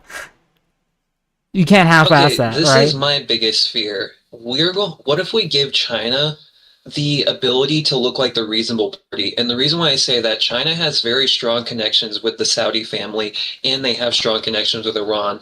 So imagine a world where you have China trying to get the Saudis to negotiate with the U.S. over peace, and China gets to say, we're the mediators, we're the ones trying to get everyone to the table, we're the good guys in this one. They'll absolutely do that. Well, the thing is, did that during Iraq. They do that every time we get a big war with somebody. Yeah, the thing is, every nation does political, like, what is it? I don't think I'll think of it in a second. I don't think in this case that's particularly what's going to happen, mostly because the relationship between Saudi Arabia and America has been growing over the last couple of years. I know me and you've discussed this, Avius, but America kind of has been positioning Saudi Arabia as the de facto, like, leadership of the Middle East, right? Like, they're going to be like the central trade area. So I don't think China can really take the credit. It is time to ask the ultimate question about the Saudi family, though. Which one do they distrust more, Ben Gurion or the fucking, dude leading Iran? Which one do they trust more? Because personally, I say they're going to go with Iran before they go with Ben Gurion. Nah, the Saudi Arabians have been trying to, like, the reason I know so much about the Saudi Arabians right now is just because of the Gaza situation, right?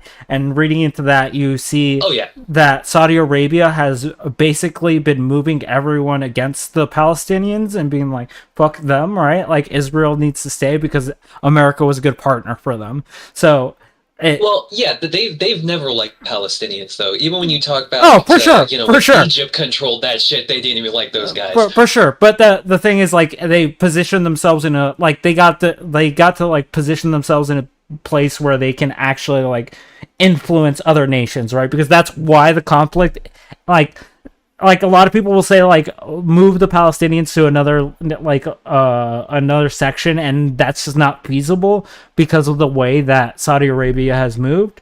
A lot of these countries are against Palestinians even in Egypt, even though they have a Palestinian population, they wouldn't want them there. We can look at other neighboring nations, and Saudi Arabia has pretty much put its tentacles in almost every, like, spot there. Iran, Iran has tried very hard to maintain the strength that they have in that section, right? Through Hezbollah, through Hamas, through what's the other one? Through all these terrorist organizations, right? And that has pretty much helped them for the long run. The issue is now that Smokey's right. These groups have been pretty much diminished to nothing, and Iran's power is starting to wane. So I think Saudi Arabia sees this as an opportunity for them to actually be able Don't be fooled. to fully jump into this role that I've heard this before. Well, no, Mr. President, we have eliminated the Taliban. Oh, well, it's not about eliminating the Taliban. Here's the thing. Whenever we put a leader in the Middle East that like we think is a good fucking person or that we think is going to be beneficial to us, it always backfires, right? Like there's never been a situation where we put someone in the Middle East and we're just like, this worked out 100% for us or worked out even 50% for us, right? So what's basically going to happen is Saudi Arabia is going to become the leader and they're basically going to ice out America, which at that point they kind of earned it, right? Like at this. Okay. So. You know, now that you just mentioned that, what the fuck happens if they kill the Ayatollah? A lot of people in America would be like based, but I don't know. That's going to cause fucking havoc throughout the Middle East. That's going to be a power vacuum that might cause World War III. Well, not World War III. I think we're in World War III. Yeah, I think a lot of people are conflating this situation into World War III, and the problem is that if I were to acknowledge World War III, then as a possibility for World War III, then World War III would have happened in Iraq during the first section, the second section, Afghanistan. Like these are conflicts that are always going on in these zones, right? I don't think that we're going into World War III or even nuclear war. Difference. What do you mean? China was a lot less psychotic. Happening while it's happening. Therefore, it's a world war. Because the world is at war. This is what I would have to say. I would be a lot more inclined to agree with you if Xi Jinping wasn't the president. But he is the president, and since 2013, China has been absolutely psychotic radicals, and yes, they probably would take a very active role in the Middle East if they could. At least that's my theory. Oh, no, they definitely are, right? Like, China has been basically positioning themselves, like, even before this, like, if we just talk about, like, the tariffs, or, like, the Ukrainian war or anything, China has basically positioned themselves as the neutral party at the moment with like most nations, and any power that America loses is basically being handed over to them, right? That's why I don't like the talk that we have in America where it's just like anti-globalism is just like bad, and I'm just like, okay, if you think globalism is bad, imagine if someone else owned the fucking, like, actual power of globalism and you were just, like, in part of the globe, right? I'd rather be the person controlling the shit than fucking have someone else control the, like, levers of power there. Where I'm just like, it doesn't make sense to me why America would move this way. But, all that being said, I don't think that China particularly can gain a lot from the Middle East. There's going to be obviously energy resources that they're definitely going to gain, but China does well in that market anyway. So I don't know if that's necessarily like a big point for them. I think any power that we lose at this point is basically just China's opening, and honestly the Taiwanese situation is going to be the big situation for China that I mostly worry about. I don't think they're going to have to do anything with the Taiwanese, if I'm being totally honest. Okay, this is my conspiracy brain if anything actually fucking happens. China is going to utilize their fucking mothership drones and all their shit like that and send it to Iran.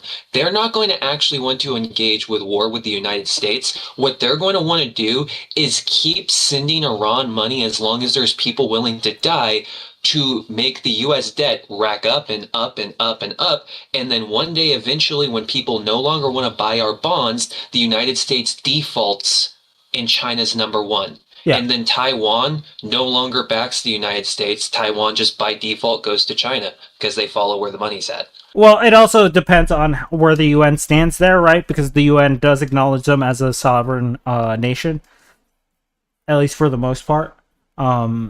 So it is a tricky situation, but I think there can be negotiations that would be done at that point to basically incorporate them back into China.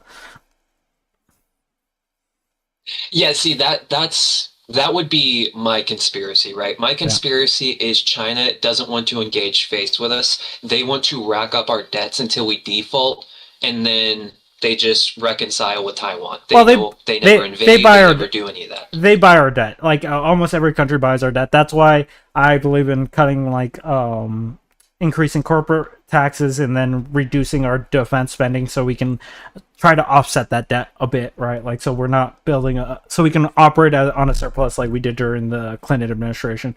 I used to agree with that, but then I realized the interest we pay on our debt exceeds what we spend on the military. Oh, for sure. No, the issue is like you have to do some cutting and some like you basically have to start off at some point, and then from there you can like basically start manipulating the market like as we've done in the past. Another way was the conspiracy theory that people were throwing out with the tariffs, that if we deflate the dollar, we can basically sell off all of our debt and basically come back stronger, right? And then we're good.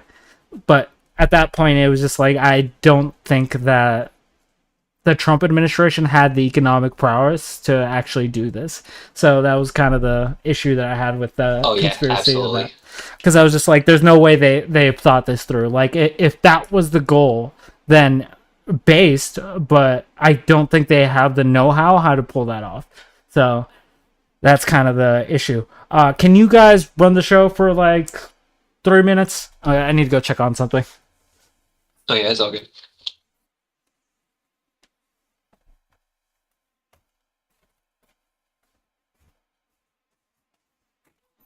Sorry, play the video. Oh wait, fuck. It's not even you. God damn it, it is Hornet. How's chat doing? How's everybody doing today? Yeah, how is everybody? I haven't looked at chat. I'm worried there's... Oh, God.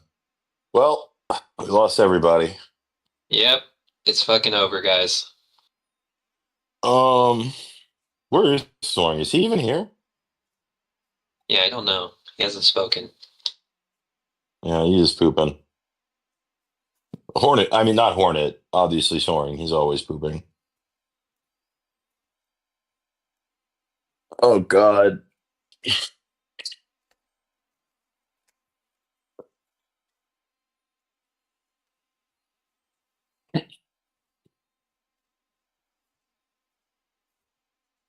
Are you ready So, for what your is your... debate? Go ahead. Oh, I was going to ask you, what is your schizo conspiracy? Because I said my schizo conspiracy of, China trying to default the United States. What do you think the end game is?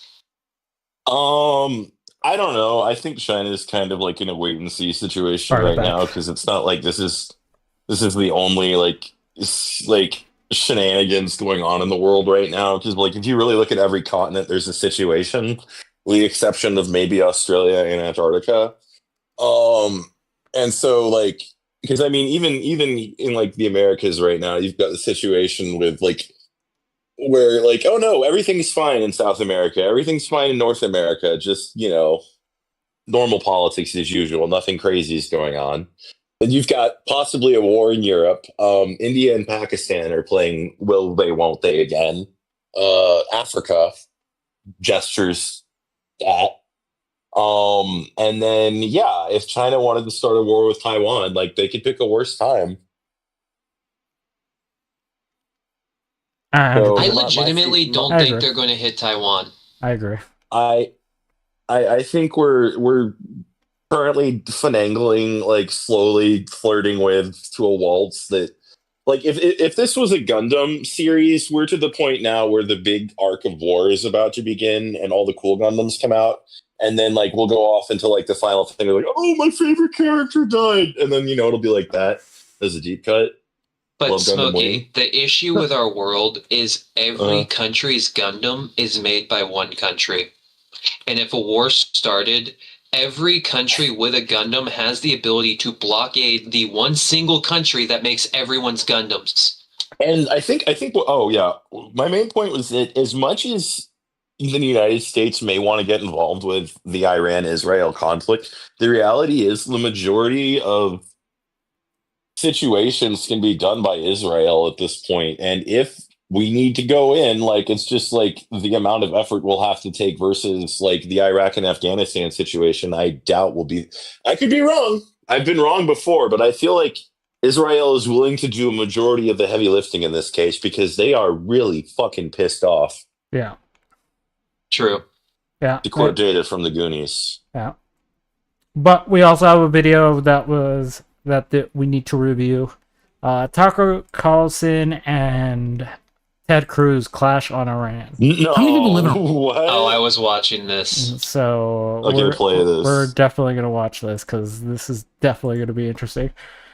On, by the way, I don't know the population at all. No, I don't know the population. You don't know the population of the country you seek to topple? How many people live in Iran? 92 million. Okay. Yeah. How could you not know that? Oh my god. Oh my god, it's so bad. I don't sit around memorizing population tables. Well, it's kind of relevant because you're calling for the overthrow of the government. Why is it relevant whether it's, because it's 90 million or 80 million or 100 million? Why is that because if relevant? you don't know anything about the country... I didn't say I don't know anything about Okay, what's the ethnic mix of Iran? They are Persians and What percent? predominantly Shia. Okay, It's not even... You don't know anything about Iran. So okay, actually the I am not country... the Tucker Carlson expert on Iran. You're a who senator says, who's calling for the you're one who overthrow of the claims- government. You're the and one you who don't know claims anything about the country. No, you don't know anything about the country. You're the one who claims they're not trying to murder Donald Trump. No, You're the I'm one not saying that. who can't figure out I'm if it was a saying good you don't idea to kill believe- General Soleimani, and you said it was don't bad. believe they're trying to murder Trump. Yes, I do. Because you're not calling for military strikes against them in retaliation. And if you really we believe are that... carrying out military strikes today. You said Israel was. Right, with our help.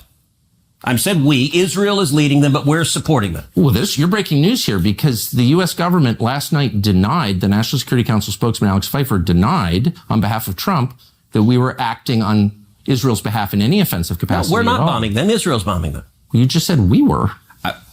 We are supporting This is Israel. high stakes. You're a senator. If you're saying the United States government is at war with Iran right now, people are listening. Okay. Fuck! Is Tucker Carlson the good? More. Is Tucker Carlson the good guy in this universe? This is the darkest timeline. I am living in the darkest timeline. This is Clown World. No, okay, it's Clown World. no. Tucker Carlson in Clown World would not make sense still. This made sense. What the fuck? No. This is why it's Clown World. It's because Tucker Carlson is the reasonable guy. That's what makes it Clown World. Jesus Christ. Oh no. The dark timeline is Alex Jones is the reasonable guy. Oh, shut the fuck up. This guy isn't your guys' senator, okay? This fucking moron went up against a guy who thought he would give him a bunch of softballs, and he is now just realizing in real time that, this guy is going to shit all over me because he hates the military-industrial complex. And maybe Ted Cruz can go away from this finally realizing that Tucker Carlson kind of has a hard-on for Russia and that hegemony. Yep. Yeah. I mean, I still think he's a tanky. I can't and imagine everything, why that is. I guess it's because it's all all right. But yeah, him saying that we were the ones that were striking. I'm just like, Jesus. Also, Trump has given weird signals today as well. It's not just Ted. We are in the weirdest spot where we have multiple departments saying that we aren't doing anything, and then we have the de facto leaders being like, yep, we are doing stuff. And I'm just like, where are we in this position? Like, where do we land? So this is just, that was bad. That was actually bad. I don't think I've seen a worse performance from Ted Cruz, to be 100% honest, and I don't think I've seen a good performance from Tucker Carlson like that in a while. So fuck. Where am I? Ted. I wish I had more to say about this, but I hate these men so much. I wish, I hate Tucker Carlson because his whole fortune came from fucking frozen food. Look it up. Yes, true. And then, I hate Ted Cruz because, well, other than the fact he ran away to Cancun while my fucking state froze to death and 200 people died. Like, I mean, name something. Yeah, agreeable. Didn't I stand mean, up for his would wife. he do more than the governor, though? No, the governor at least was like, I'm gonna commiserate with y'all. I'm cold too. You know, at base. But he wasn't. You want millionaires to be cold? My nation has to offer. Yeah, but Jesus, dude. Oh, I actually want to watch that back just because. Didn't say I don't know anything about. Okay, what's the ethnic mix of Iran? Like, they are Persians and What percent? predominantly Shia. Okay, it's not even. You don't know.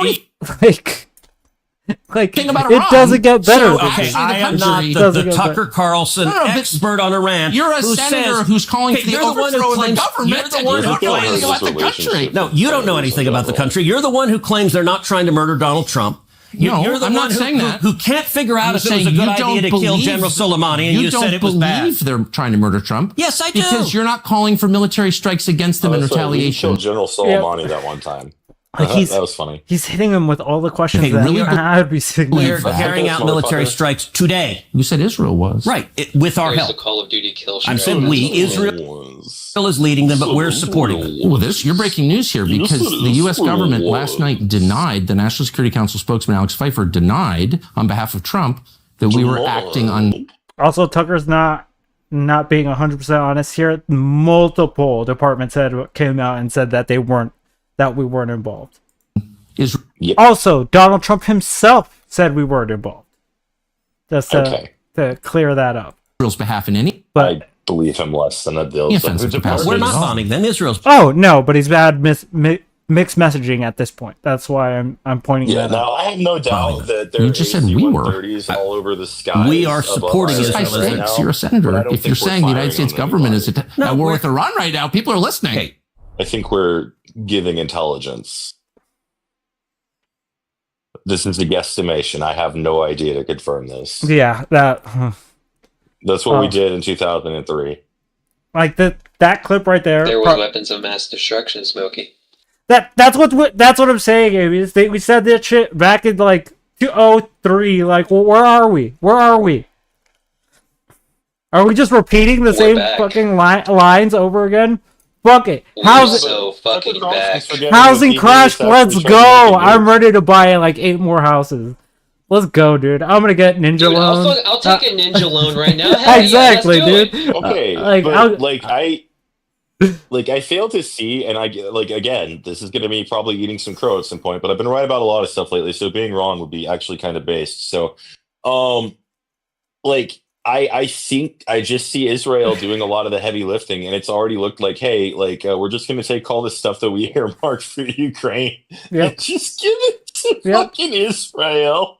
Yep. So, Iran's pretty much fucked. Yeah, Iran is in the worst position they could possibly ever be in.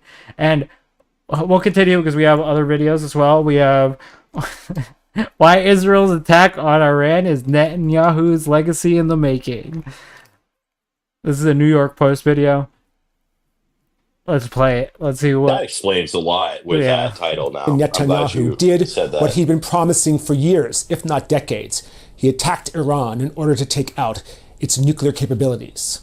In doing so, Netanyahu has proven yet again that he's the ultimate master of both political indifference and predictability. Nearly a year after he cannily took advantage of America's Biden-Harris political vacuum to dismantle Hezbollah in Lebanon, Netanyahu is finally taking out Iran's nuclear armament. This isn't an opinion This follows piece, years of will he or won't he brinkmanship. What? Is this an opinion piece? Oh, yeah. For sure. You're Just saying making that sure. that it is Netanyahu's legacy, and it comes as the is an Knesset, opinion. Israel's parliament, teetered on the brink of dissolution all last week over the specter of compulsory.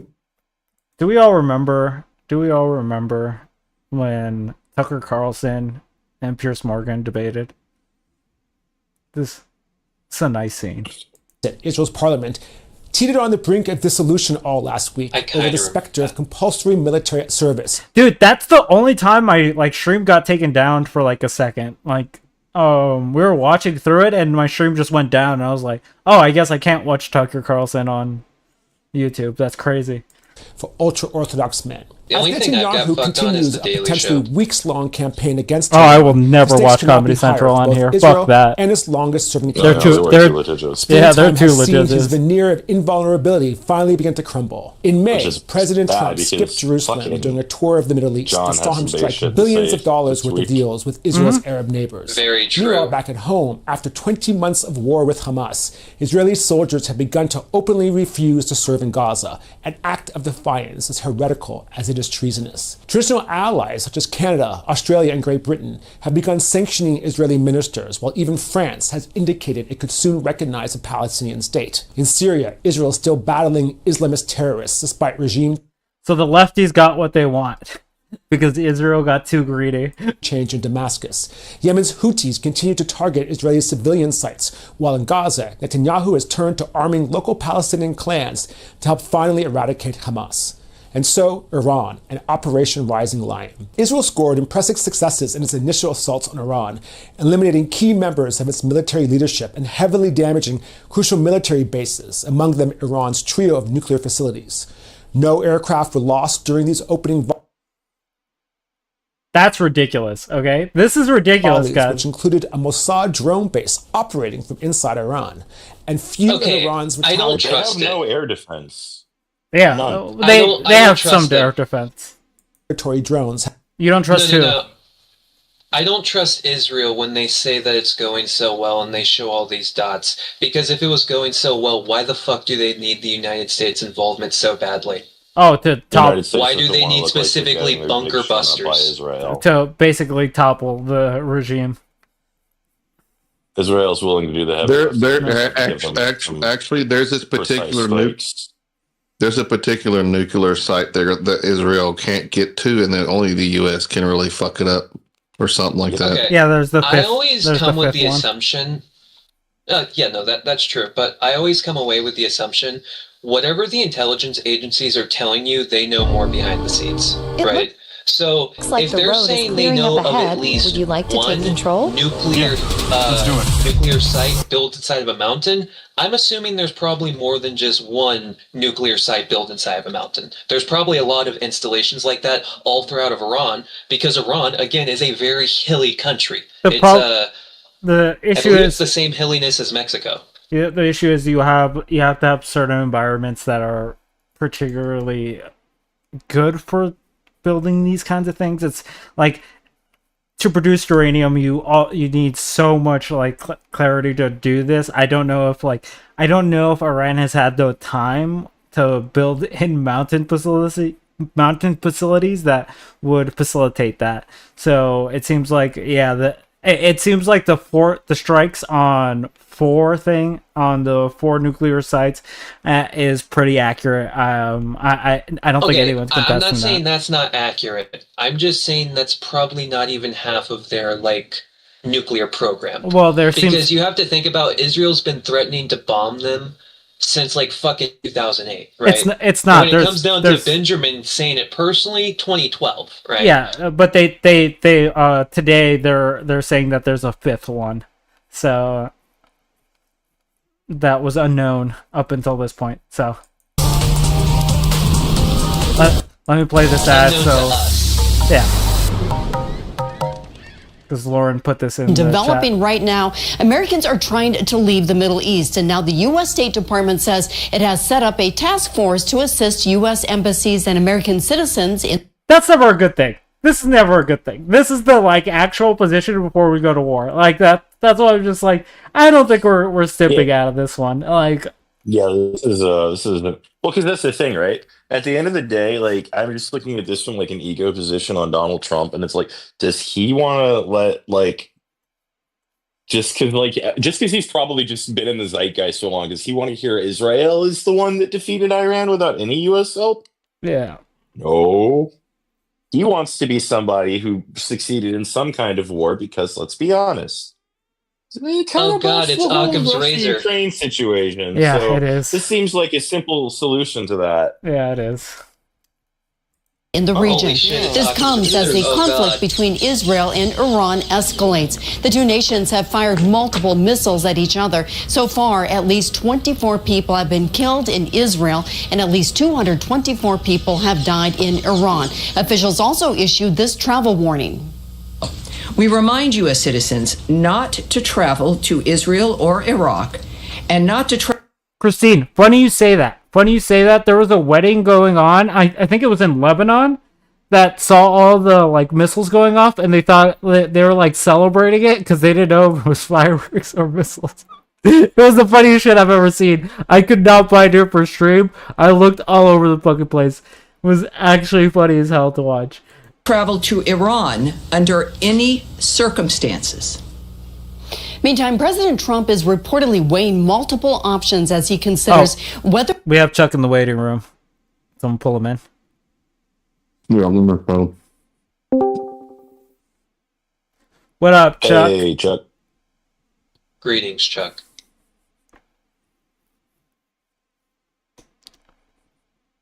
I'd like to say one thing I've noticed from since October 7th and all that. I hope no one takes offense, but Muslims are pretty good at dying. I think that's a pretty good thing they do. What? Most of them are young and inexperienced. I got it. I figured it out. Howdy, fellas. What up? How you doing? Greetings. Yeah, this was something they put out way earlier. The embassy in Tel Aviv and Jerusalem. Yeah, they were told shut down. They had evacuation. It's going to be shut down until Friday. Yeah, they're evacuating. We sent 40 aerial tanker refuelers over the other night at 1 o'clock in the morning. Yep. We also sent 4,000 82nd Airborne troops over. They're on standby in Kuwait. Yeah. Last week, Tennessee sent 800 National Guardsmen over to Kuwait. It seems like we are escalating. Yeah, like we got eight B-50, not B-52s, 8 B-2s stationed over there. We sent another aircraft carrier group in. Yeah, I know about that. And was it last night or this morning that we sent F-35s, F-22s, F-15s over? An additional that complement. was this afternoon, I believe. Okay. Yeah. So yeah, I'm afraid it's going to get nasty. Yeah, it is definitely escalating. Yeah, that sounds nasty. And the U.S. position has been super weird in this situation. That's why covering it tonight. Well, you got to remember, they're not lying because we've been providing defensive help to the Israelis. We've never denied that. Yeah. With our THAAD and our Patriot missile systems. Yeah. In a defensive posture. But now I'm afraid it's going to offensive. Yeah, it definitely has had a switch, and that's why I'm just like, and anyone who is confused, Israel was the first one to launch this attack. It didn't seem like Iran was planning anything significant. We can talk about Hezbollah, we can talk about Hamas and all these other like groups, and yes, like that has been a problem, right? But I don't think that necessarily that's false information. Okay, they were days, hours away from a nuclear weapon that they were going to use on Israel immediately. Yeah, that's what Netanyahu would want you to believe. I thought this all started because they wouldn't sell Israel any more Persian rugs. No. Two things can be true. But the B-2's the only plane, the only bomber that can drop the bunker buster. Yeah. Because it's so damn big. And I think the name of the site was it Fadwa or Fordwa? I don't actually know the name of the... Yeah, I don't know the name of the 5 sites. Yeah, the underground nuke facility is at. But I do know that we struck 4 out of the 5 currently. The 5th one has just been uncovered essentially today, earlier this day. Oh, really? Yeah, like we didn't know there was a 5th one. Otherwise, they probably would have targeted that too. But we are in a position where, yeah, Iran is in a position where I don't know how they fight back in any sense. This does seem like Gulf War territory. It seems like we are making an excuse to go into Iran and basically fuck them up for little to no reason. Well, yeah, that's your opinion. In case anybody's interested, anybody in America is eligible to join the IDF if they want to go pitch in and help out. Yeah. Well, it might be the U.S. military at this point. So yeah. No, they're bored. Well, let's see. What is it? U.S. citizens. They've been put on much of a fight. Maybe the maybe the it's daytime or almost daytime over there, isn't it? Right now? Yeah, it probably is. It is the Middle East, so yeah, they're probably in the daytime right now. Morning area. So I would think dawn our time, when it starts turning dark over there again, I think that's when we'll see us make a move. We still have, Soaring said 7:36 time in Iran. So yeah. So yeah, I would agree. I would agree. When it gets darker, it's probably we're gonna see some deployment. I don't know. I don't know, because America has not made a de facto statement of. I know there was that. What was it? A U.S. The Virginia senator said that he wants to take action to officially declare war. Declare war? Yeah. Oh shit! Yeah, it'd be the first time since 1945 that the United States declared war. The last country I think I have war it was here. Romania. Where was it? Because I was reading through this, because it gives you like a comprehensive list of what's actually happening hour by the hour. Yes, Senator Timken is on the speaking floor with Senate for approval for the U.S. to engage in conflict in Iran. Oh, well, that's the AUMA. Yeah, that's different. Yeah, you're correct. Yeah. That's fluffing off their duties as Congress. Yeah. Because like I said, the last country we declared actual war against by order of Congress was 1945 against Romania. Yeah, but this is engaging in conflict, which is just basically the overhand of being like, here, President, you can just do this, right? It's your problem. Deal with it. Yep. Yeah. So that's kind of like the positioning that we're seeing U.S. senators starting to move into. If chat can't read Did you this. say that was Tim Kaine? Yeah, Tim Kaine. Senator Tim Kaine, Democrat of Virginia, is speaking. That's surprising. Yeah, it's because he was. Hey, Hornet, I just posted something inside chat we could be recreating in the next 48 hours.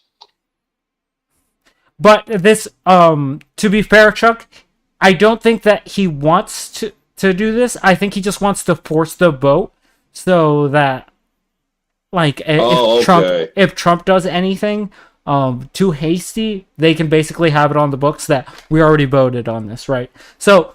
Gotcha. So it's not necessarily like but we're already in the talks about this, which is kind of the thing that I'm worried about. If this is like where we're at, that means we are positioning ourselves very into this like situation.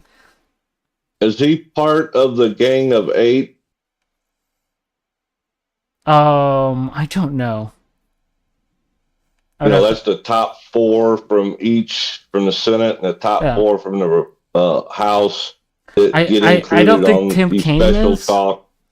But honestly, just seeing this was enough for me to be like, okay, this is actually getting ridiculously serious, right? But I could see Kaine trying to force people's hand on how they're going to vote. Mm-hmm. I could see that. Which is the smart thing to do at the moment. That's why I'm just like, benefit of the doubt that he's not trying to like push us into war, right? The issue is that I don't think that Trump has the support in the Senate or in House, because again, the America First movement has been taking over the Republican Party for a while.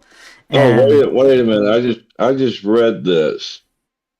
This is him trying to force Congress to vote on it, to get authority before Trump could engage in anything. Yeah. It's kind of like a backhanded move, yeah. Yeah. That's why it's just like, it's trying to force the vote to basically be like, fuck, we need to have some level of control here, right? And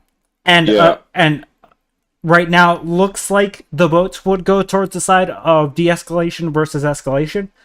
The problem is we have a president that has very much acted against Congress when it is against his interests. So I don't know how this will play out.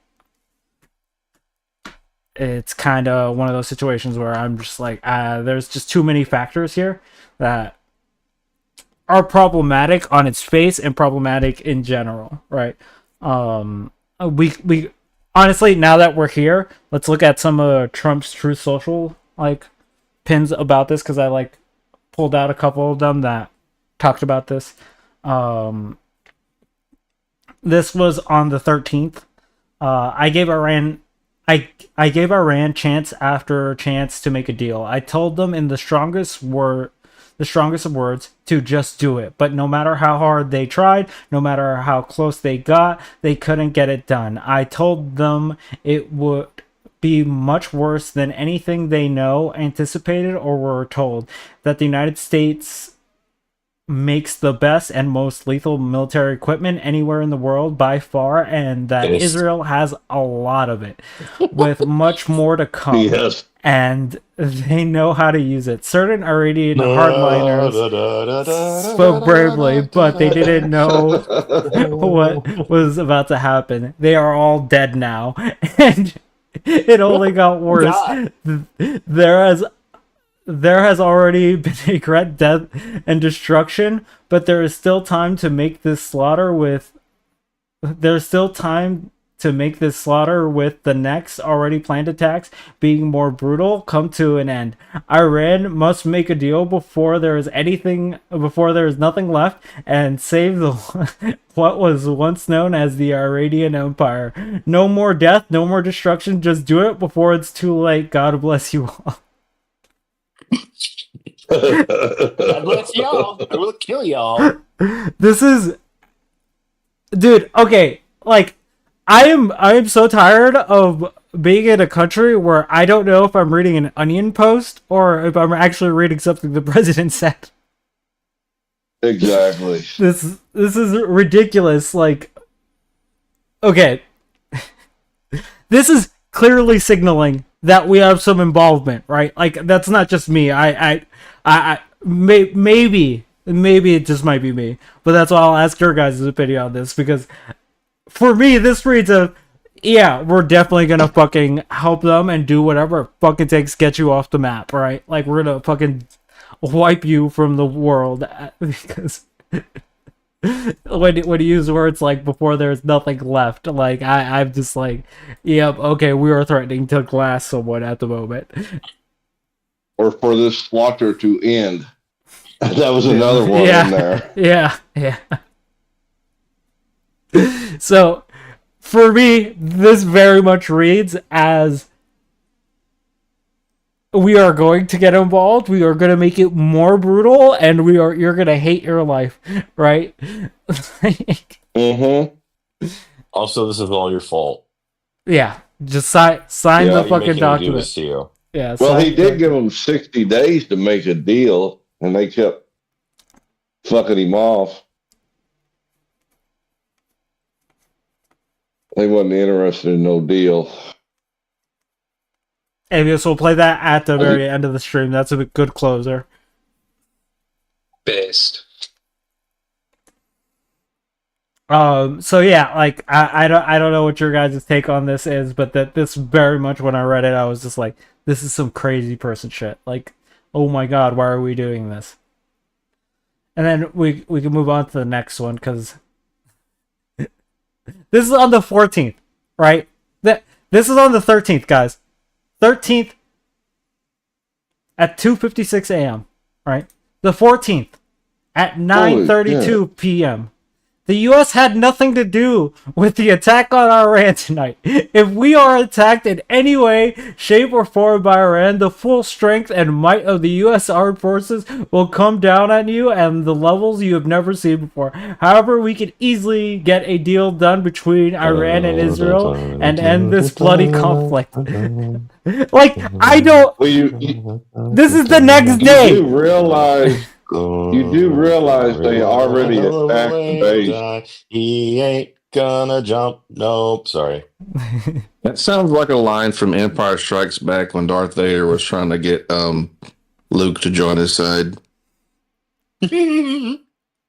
But Iran already tried to drone attack a couple of our bases, but they didn't succeed. It's not that real hush about that. Yeah, they had plans for it. I don't think the operation actually. No, they shot them down. Did they? Yeah, no, they shot some missiles. It was only like 7. Okay. No, it was drones. It wasn't missiles. Because I was reading. Yeah, maybe that's It was, I know it was a few of something they shot at a base, but they didn't actually do shit. Yeah, I was reading about the planned attacks that Iran had on America, but I didn't know if they went through or not. But yeah, with this, but we can clearly see the difference between one day of being like, we will fucking come down at you with the full power of God, and then the next day we had nothing to do with it, man. We just want peace. But if you fuck with us, we will fucking kill you. Well, that first post on the 13th, had it already kicked off? 13th was what day? Oh, God. No, it was Friday. It hadn't kicked off yet. Okay. The 14th is when when Israel made their move. Yeah, Israel made their move on the 14th. Okay. Yeah, then that's when That's why you see the change in language. Yeah, because Israel fucking decided to do the thing that he was... This also clearly demonstrates that he knew beforehand, right? He knew beforehand what was going to happen. So just to clarify, this is the president's own words. This is why you shouldn't tweet people. If you're a leader of a nation, please don't tweet. It just looks so bad for you when someone brings out something like this. You remember you should tweet. This is hilarious. It's the most base thing I've seen from a president from the United States. No. And as much as I hate the insanity of it, it is funny. Let Sean go. Dude, the Ayatollah's X account is fucking wild. He's got AI images of Israel getting blown up. It's fucking weird. It is. Do you guys remember Mike Waltz, the national security advisor that he fired? I do not. His first national security advisor that he picked for the job. He fired him because when Netanyahu first came over right after Trump was elected this time, and he met with Waltz, and they had a complete war plan drawn up to annihilate Iran. Jesus Christ. And he did not discuss it with Trump at all, and it pissed Trump the fuck off that he had the balls to do that behind his back. Yeah. That's why he fired him. What was his job? National security advisor. Yeah. Which, that's true. I remember when that happened. No, that's the fucked up thing. When he fired Waltz, I was like, oh, awesome. That means he is the peace president. We're not going to do this shit. But nope, I was wrong.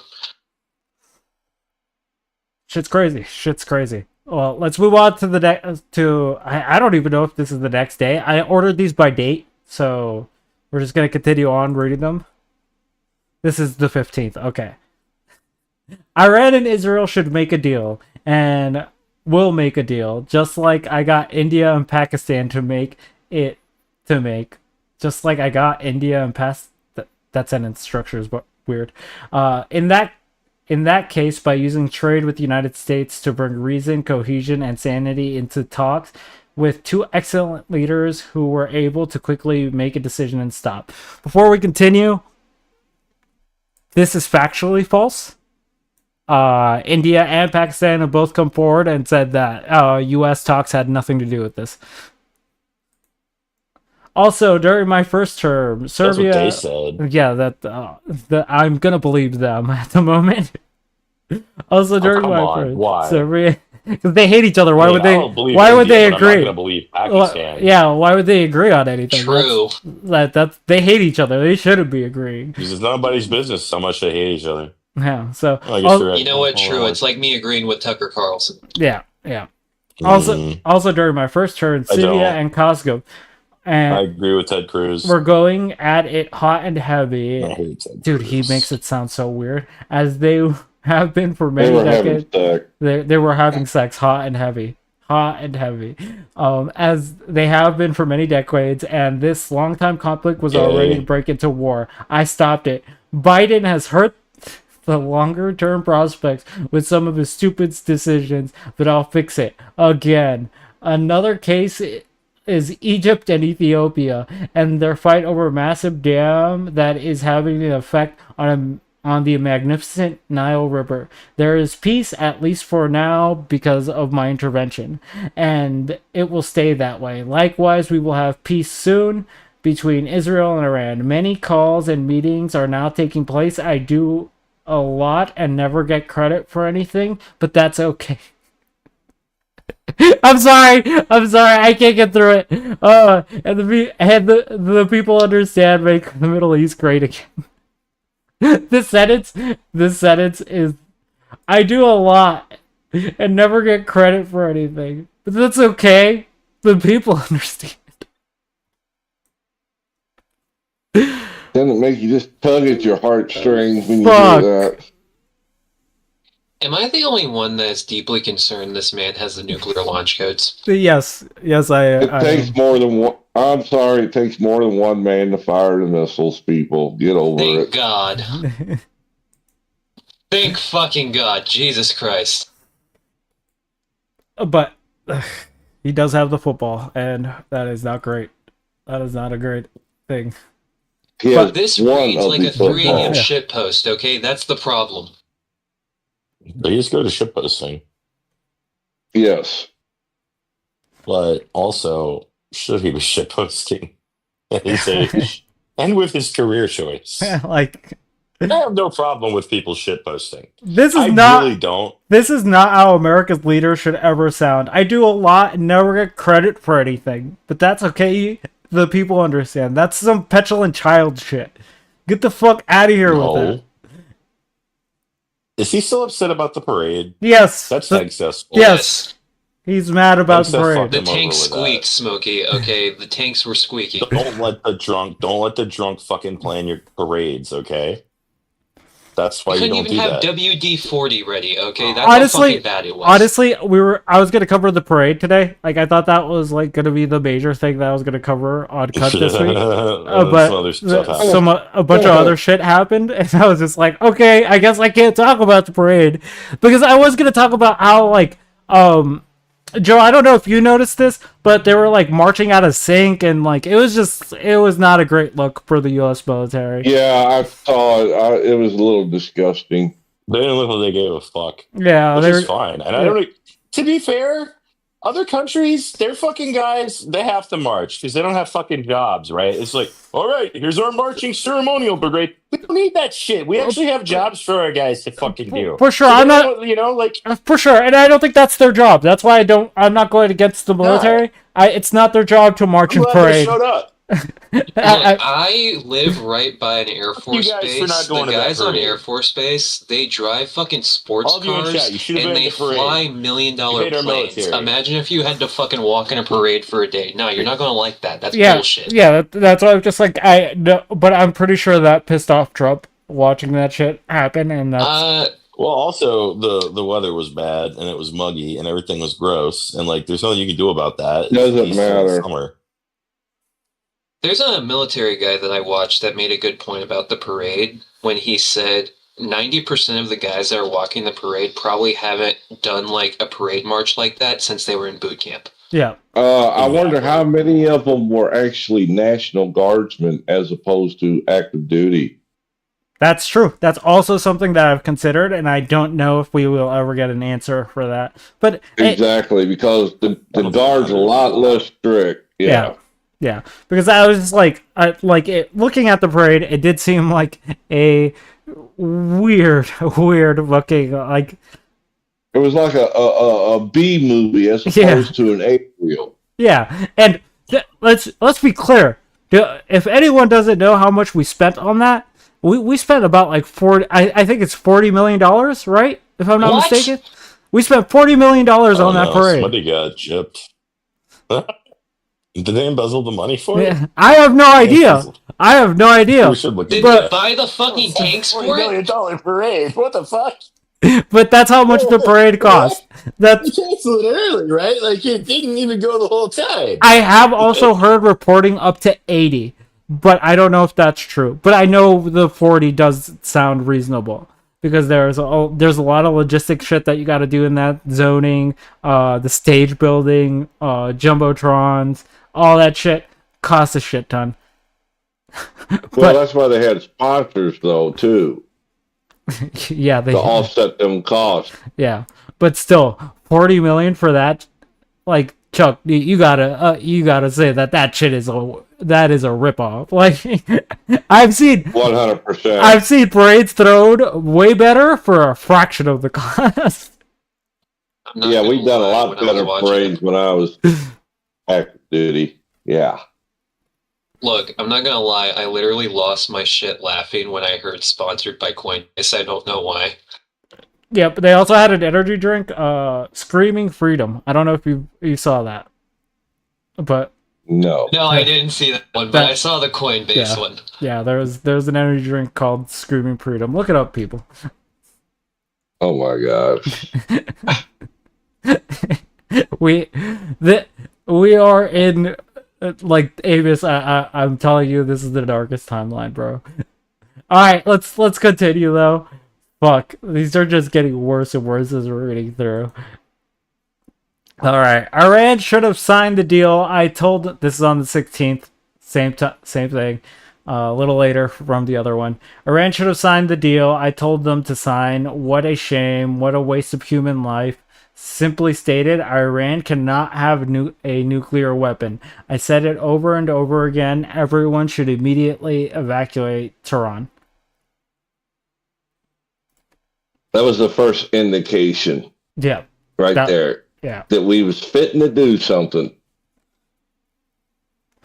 Not Israel, but we. This was yesterday around our afternoon time. So yeah, that was when we started hearing like, oh, what the fuck? And just to be clear, at the same time, he's on news agencies saying that we are not involved. We don't know if we're going to get involved, blah, blah, blah. But he's saying this shit on his Truth Social. And I'm just like, this man gives the most mixed signaling that I've ever seen. So let's go on to the next one. Somebody please explain to Kooky Tucker Carlson that Iran cannot have a nuclear weapon. I decided to add this one in because, man, just watching Tucker Carlson and him. You should grab Marjorie's fucking response to this. Oh yeah, no, I didn't have time to actually grab everything, so there's a lot more. Marjorie Taylor Greene. Who's that other guy? Okay, you shuffle to the next one. I'll find Marjorie tweet. Yeah, look for the Marjorie tweet. There's also that other guy. That he's like, I regret. He's like a right wing pundit, like one of their fucking talking heads. That he's like, I regret ever putting my hat in the ring for this guy. So we have that. But yeah, we had Elon like 2 weeks ago. Now we have Tucker Carlson, Marjorie Taylor Greene, a bunch of people fighting with him. Okay. This is later that day because he's having a schizo moment and he needs to keep telling us what's going on. Publicity-seeking President Emmanuel Macron of France mistakenly said that I left the G7 summit in Canada to go back home to DC to work on a ceasefire between Israel and Iran. Wrong. He has no idea why I am now on my way to Washington, but it certainly has nothing to do with the ceasefire. Much bigger than that, which, whether purposely or not, Emmanuel always gets it wrong. Stay tuned. He's trying to spook Iran. Yeah. Yeah. He doesn't want a ceasefire. Absolutely not. Why would he? Because it's, oh Jesus.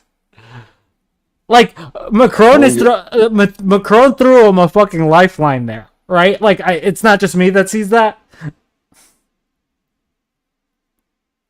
By saying he threw him a lifeline. By saying you're going home to do a ceasefire, that like you're going home to fix the situation. You're the hero in this situation. But he's just like he's like fuck no. Macron is a fucking loser, and whatever he says lies. Fuck that guy. He hates Macron. Yeah, I know, but he threw him. He's helping him. Like it's like drowning. And you're fucking punching the dude in the face. It pissed him off that Macron even opened his mouth to speak on his behalf. Yeah. Is what happened. Yeah. Little ego. For sure. That's kind of the fucking major issue with. Oh my god, that's what I'm just like. This is like watching someone drown and punch the person that they're trying to help them, the lifeguard that's trying to help them. It's just like, fuck, dude. Like. I'm fine drowning. Fuck off. Get away from me, you fucking French cheese-eating surrender monkey. Like, I mean, what are we doing here? Like, that's obviously what he's going to say to Macron. Yeah, for sure. And that, it is... I just want to get to has the to do with fucking the good fact point. that Macron also condemned the engagement to begin with anyway, so he has doubly a reason to be pissed off at him. This is such an escalation. Thank you for grabbing that, Agnes. We'll go through these and then we'll go through those as well. Do you know the timing for that? No problem. Actually, for what? For when that was posted. Yeah, that was posted yesterday. That was right after Trump said the thing about kooky Tucker Carlson. Okay, let's just pull that up then. Let me.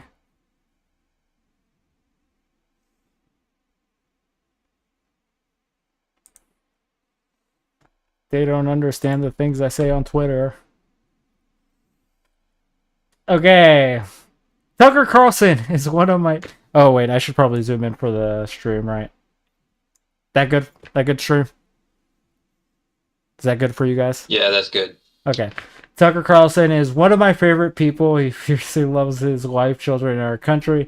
Since being fired by the neocon network, not Fox News. Also, yes, Marjorie Taylor Greene is against Fox News now. If you did not know, that is where we're at. He has more because she's popularity. banned? They may have banned her. I have no idea. He has more popularity and viewers than ever before. He unapologetically believes the same things I do, that if we don't fight for our country and our own people, that we will no longer have a country for our children or our grandchildren. And foreign wars, interventions, regime change put America last, kill innocent people, and make us broke, and will ultimately lead to our destruction. That's not kooky. That's what millions of Americans voted for. It's what we believe is America's first. And then the two craziest people I've ever seen. What is this shot, by the way? Holy shit. You can capture Is she their trying to sleep insanity. with him too? I don't know. I have no idea. My guess, they were watching the video of people being deported. That's what's happening in this photo. Yeah, probably. It shows the insanity on both of their faces. Look at this shit. Oh, fuck.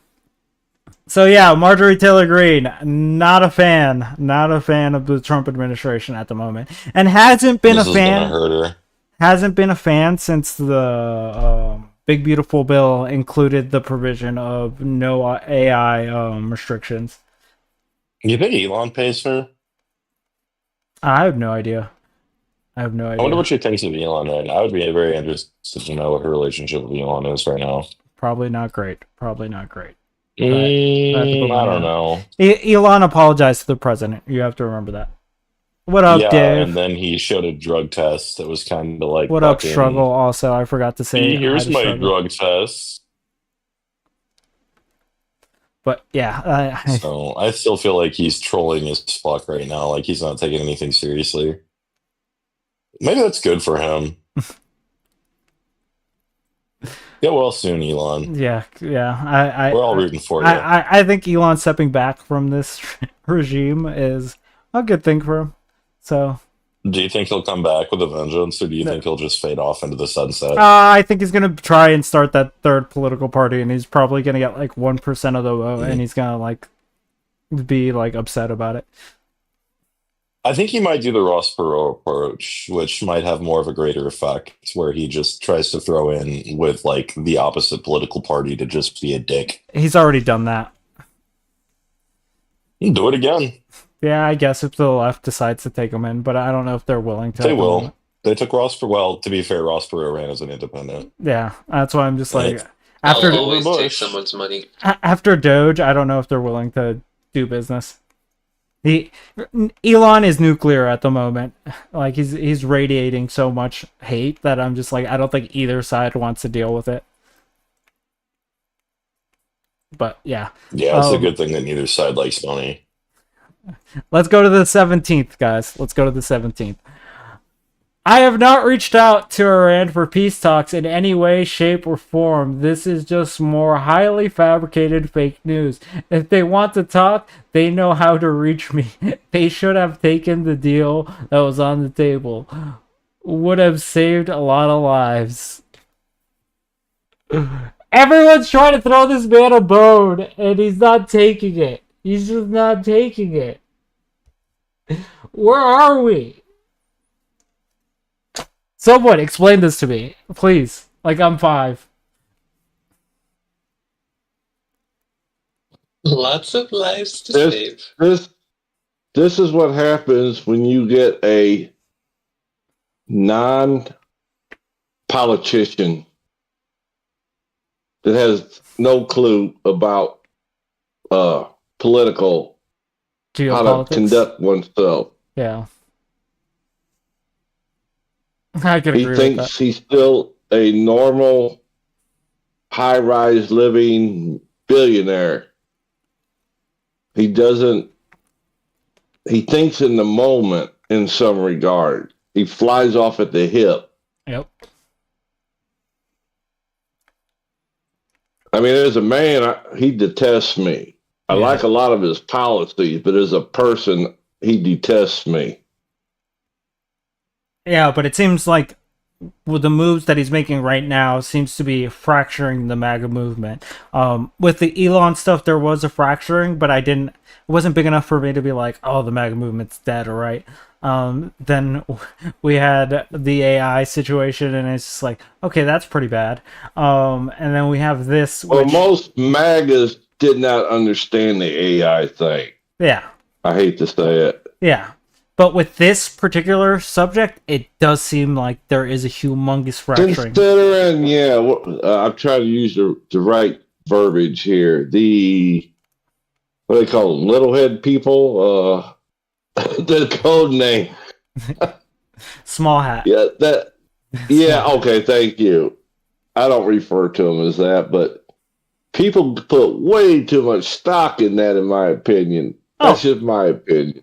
For sure, and I think there are criticisms like I've made this criticism of like Israel before, where they have been expansionist for a super long time. They've always done this kind of shit. That's been like their go-to. Now, like when we talk about like Hamas and shit like that, that's where things get a little bit more gray for me. But in this case, there's not gray area for me to work in. There's just particularly, you shouldn't have done this because this is just escalating to a point where it's not necessary. I still say that attack on our U.S. bases over there might have had little to do with it. Maybe. It didn't come to the forefront. It was a buried story, is how I found out about it. Yeah. But yeah, there's something more to this than what we know, and I'm curious to know what it is. Because he went from 0 to 60 in a heartbeat. Yeah, like we said on the 13th, like this is some crazy people shit. And then the next day he's just like, we had nothing to do with it. I don't know what you're talking about. We didn't do anything. Like that's insane people shit. That's why I'm just like, I don't understand how he could escalate that much and then revert back to we didn't know about this. Like, and then that's total BS there. And then the government's position was we had nothing to do with it. And I'm just like, wait, we can't hold these two things as being true, right? We can't know about everything and then fucking be like, we're giving the okay, because Trump did say, I forget on what news network it was, that it was like he gave the green light. And I was just like, what the fuck? Why would you ever do that? But let's just continue with the next one, because we only have like 2 more left, and then we can get into hashing some shit out. We know exactly where the so-called supreme leader is hiding. He is an easy target, but is safe there. We are not going to take him out, kill, at least not for now. But we don't want missiles shot at civilians or American soldiers. Our patience is wearing thin. Thank you for your attention on this matter. I don't know why we have to use this in that. That makes no fucking sense. Like, I'm pretty sure most people understand we were going to take them out means, right? Like, I don't need that in parentheses. I could understand that. But, yeah, this is very much a threat to the supreme leader. And just fucking, this is...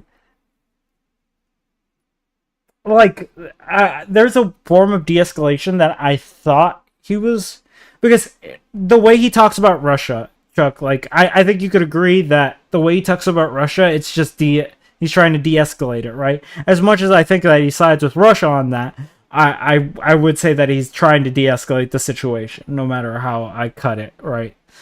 Whether that's in Russia's benefit or Ukraine's benefit is another opinion on its own, but he is de-escalating. Here he seems to be doing the opposite and just like bringing the temperature up instead of bringing it back down, which is what the president should be doing. At least in my opinion. I don't know if you guys have a different opinion. Now, light this bitch up. Let's go. I don't see a double standard, Hornet. You're ridiculous. Okay. Maybe I am. But yeah, I just, after all this Ukraine talk and all this Russia talk, I'm just like, how are we here? How did you get here? Particularly you. And it just doesn't make sense. But last one. And this one's the simplest. And I'll zoom in for you guys.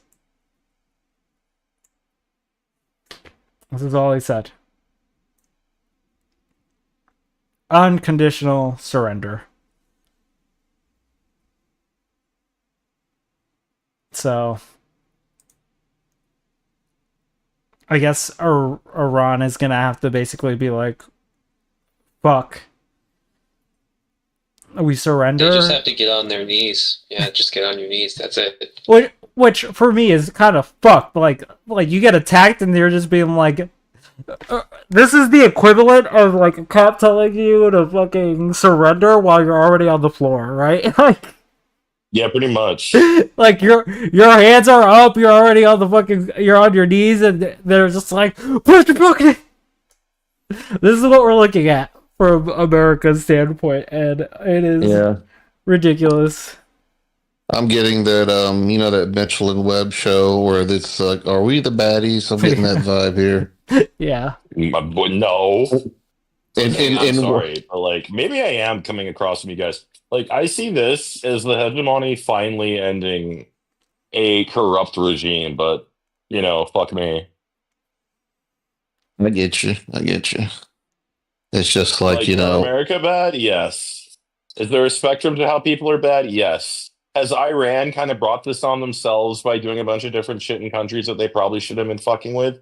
Yes. Yeah. Should we be fucking with countries that we probably shouldn't be fucking with? Yes. What's the reality? We're way tougher than those countries, unfortunately. Smokey, So at the end of the day, in a what? vacuum, in a vacuum, what you're saying would be perfect. However, we're not in a vacuum. We're in a world where we spent $20 trillion in 20 years fighting the fucking Taliban. And oh wait, who's there? The Taliban. Oh, I'm not saying that Iran won't be there, but they let me ask you a question. If you kill the Shah, it'll just be another Shah that does the exact same thing. But, and if it's not, then it'll be a power vacuum for 20 years. It'll probably be worse. All right, but my current question is since we got rid of Saddam Hussein in Iraq, who's filled that power vacuum? My point is, you kill the Shah and it gets replaced by a guy that starts chopping women's clits off, because that's what the neighbors do. Iran actually doesn't do that. Well, that's what I'm saying could happen, because that's what Iraq is doing. That's what Afghanistan is doing. The former crown prince of Iran is already trying to start a democratic that's what I'm revolution. Saying. I don't know. Iran is fucked up, but they're not the worst in the neighborhood. Yeah, if I can make some points. Well, before the whole go ahead, Hornet. I would say that they have their tentacles around that whole region, right? They do have strength in that region. As much as... Yeah, but if you talk about an actual fucked up group that we should probably be looking at, it's still the Taliban. And it always has been. For sure, and I don't disagree with you. I'm just saying that Iran has had very influential things happening within the region that they try to influence hard, right? The push for getting rid of Israel is very much Iran fucking focused. That's why Netanyahu gets a fucking excuse to be like, yeah, let's fucking bomb the shit out of these people. When in reality, I'm just like, that's not a fucking reason to do this crazy shit, right?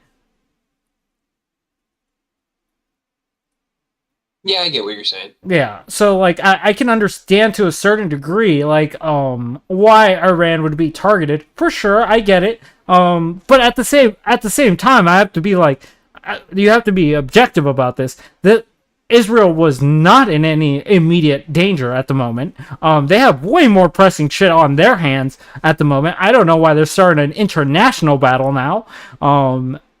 Settle shit at home before you fucking go fighting other people, right? No, they want to finish all of their battles at once. And they're like, Daddy US, come tap in for us so we can finish this all in one go. Yeah, because his hands would be tied after the midterm. To be fair, they have almost. You cut the head off. Iran. Go ahead, Chuck.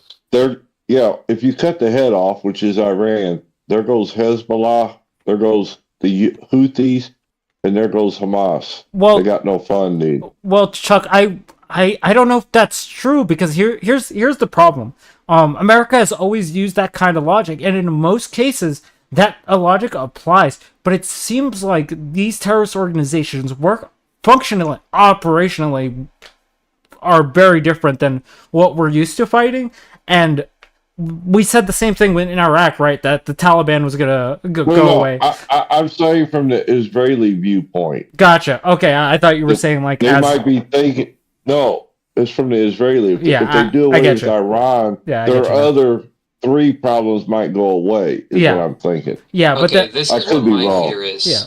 What if the United States does the job for the Taliban that the Taliban has been struggling with for 30 years, i.e. the destruction of Iran, because that is the only thing holding the Taliban back from taking everything to fucking Turkey. Yeah. Right? They will take Syria, they will take fucking half of Turkey, and then they'll actually be able to move into Europe past that point. The issue is you also have Saudi Arabia as a major contender there, and it's just like, okay, the Saudis are they're going to use every opportunity they can, which they already have, right? I think they've clearly shown that they're willing to use almost anything that is thrown at them. So, in this situation, I just don't think that Israel has thought this through at any degree, because, I agree with you, Chuck, they probably do think that they can eliminate 4 groups at once and just by cutting off the head, right? But the issue that I'm overall having with this is that when we think that way, like we thought that way for ISIS, we thought that way for the Taliban, we have thought that way for almost every fucking thing that we've like bought in that area. And what seems to happen is another group just forms because the power vacuum that's there. And that's why I would say to Abius's point, yeah, the power vacuum is kind of like the issue. So unless Saudi Arabia is willing to fucking take that power vacuum and be like, fuck it, we're gonna fucking hardline here, right? Then I don't see an end to any of the situations that Israel's trying to stop. I agree.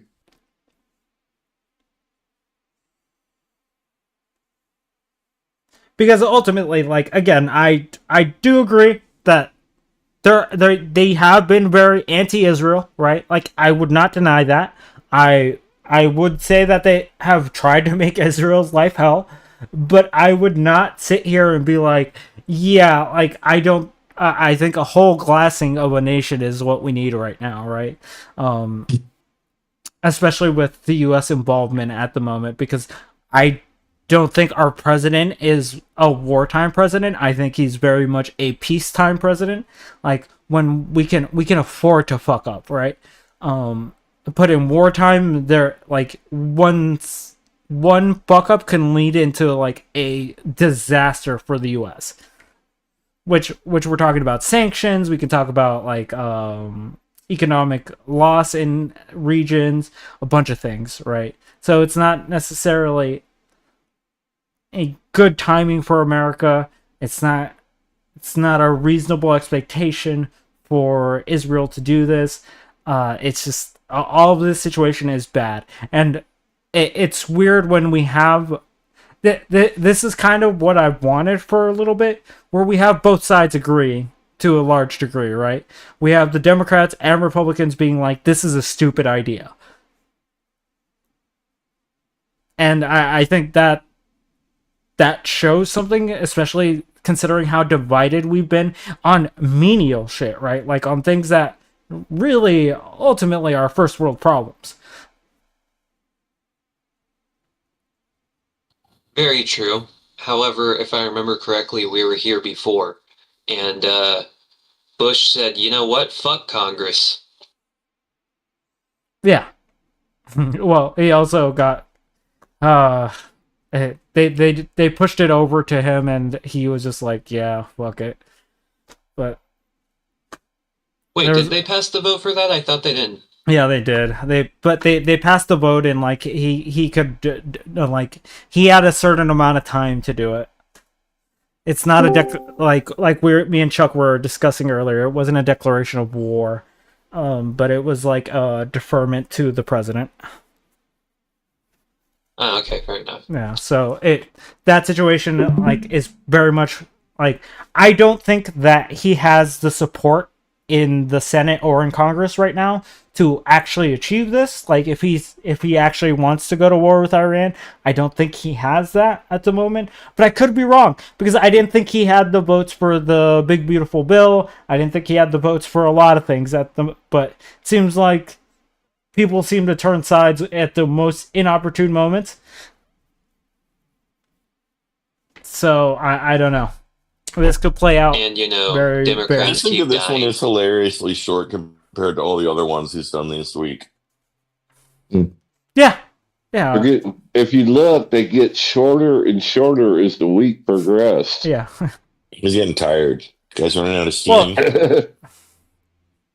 That's unfortunate. Low energy. Sad. Well, you got to remember, this was in front of like the No Kings protest. This is like when the No Kings protest is happening, and this is like how it continues. So I don't think Trump has very much liked people challenging him, and I'll say it, like I thought the No Kings protest was like an actual success, right? Like, it did what it needed to accomplish. I don't think that ICE reform is gonna happen for sure, but I think the people got their shit, what they needed to get out, right? And people have kind of opened their eyes on how situations are playing out. So I think it's starting to move the needle a bit. I don't think that it's a humongous victory for the Democrats, because culturally, I think the Democrats have been losing for a little bit, and it seems like this is a win that they hadn't seen in a while. So if they can keep up the momentum, then I would say that they're in good spirits. But I just don't know anymore. Just because everything's so unpredictable at the moment. I don't think a war with Iran was on my bingo book for this presidency, but I called it. All right. I made this prediction in like 2023 and 24. All right. I've been saying if you elect Trump, he's going to do a war with Iran. And everybody told me, no, I was wrong. And it's fucking hilarious. When I finally was convinced maybe he's the peace president, that's when everything popped the fuck off. yeah. I don't think he was a peacetime president for sure. The issue for me was we were in a time of peace, so I didn't necessarily see him doing so much harm. But then we had the India and Pakistan conflict, right? That was kind of eye-opening to the situation. And then we have Israel with Iran, and now I'm just like, oh, this is not great.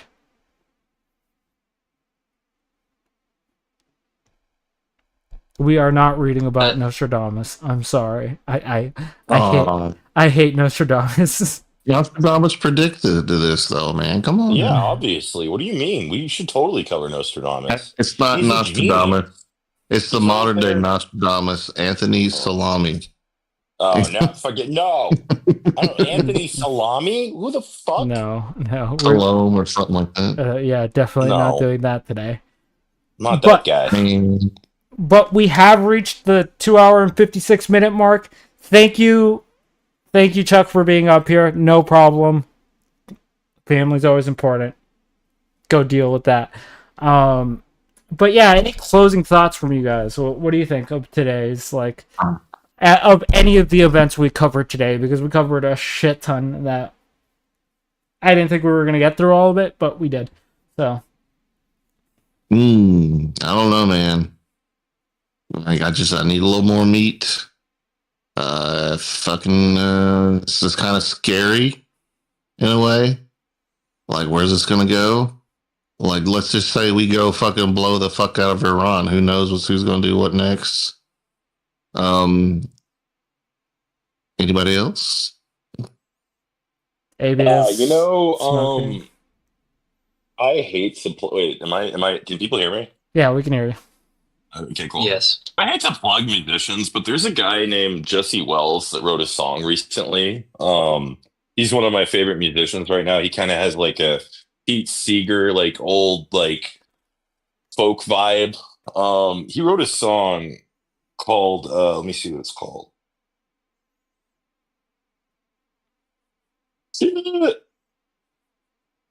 Deja Vu.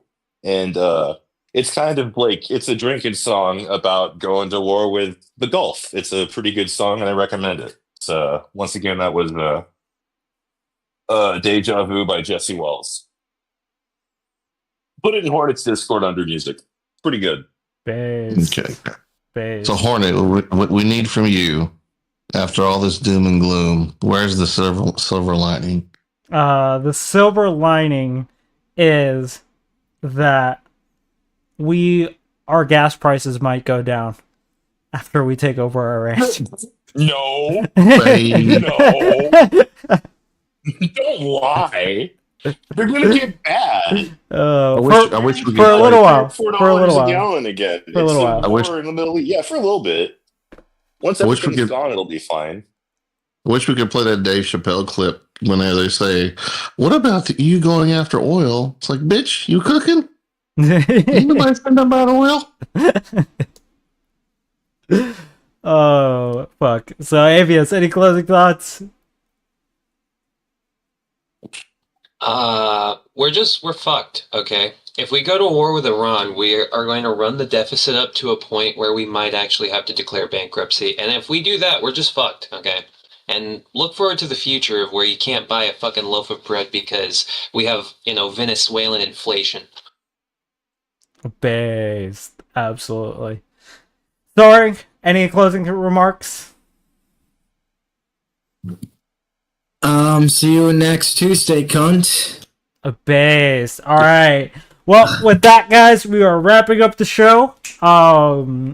We will be back next Tuesday, but before next Tuesday, we have a debate on Friday between on the merits of socialism and communism.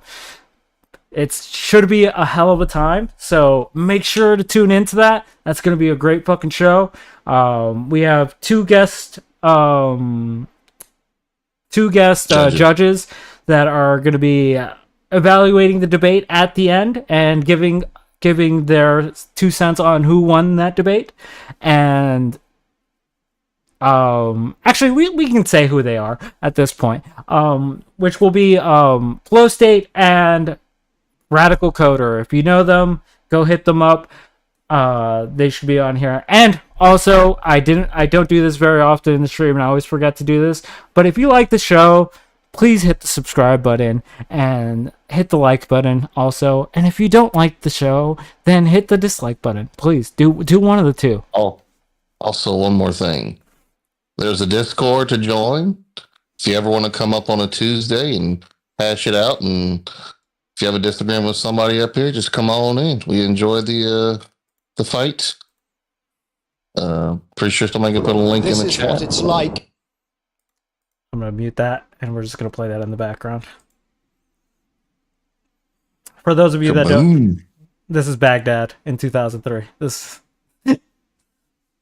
But this is the background for our closing. But thanks for coming, everyone. We will be seeing you next Tuesday. Peace, you cunts.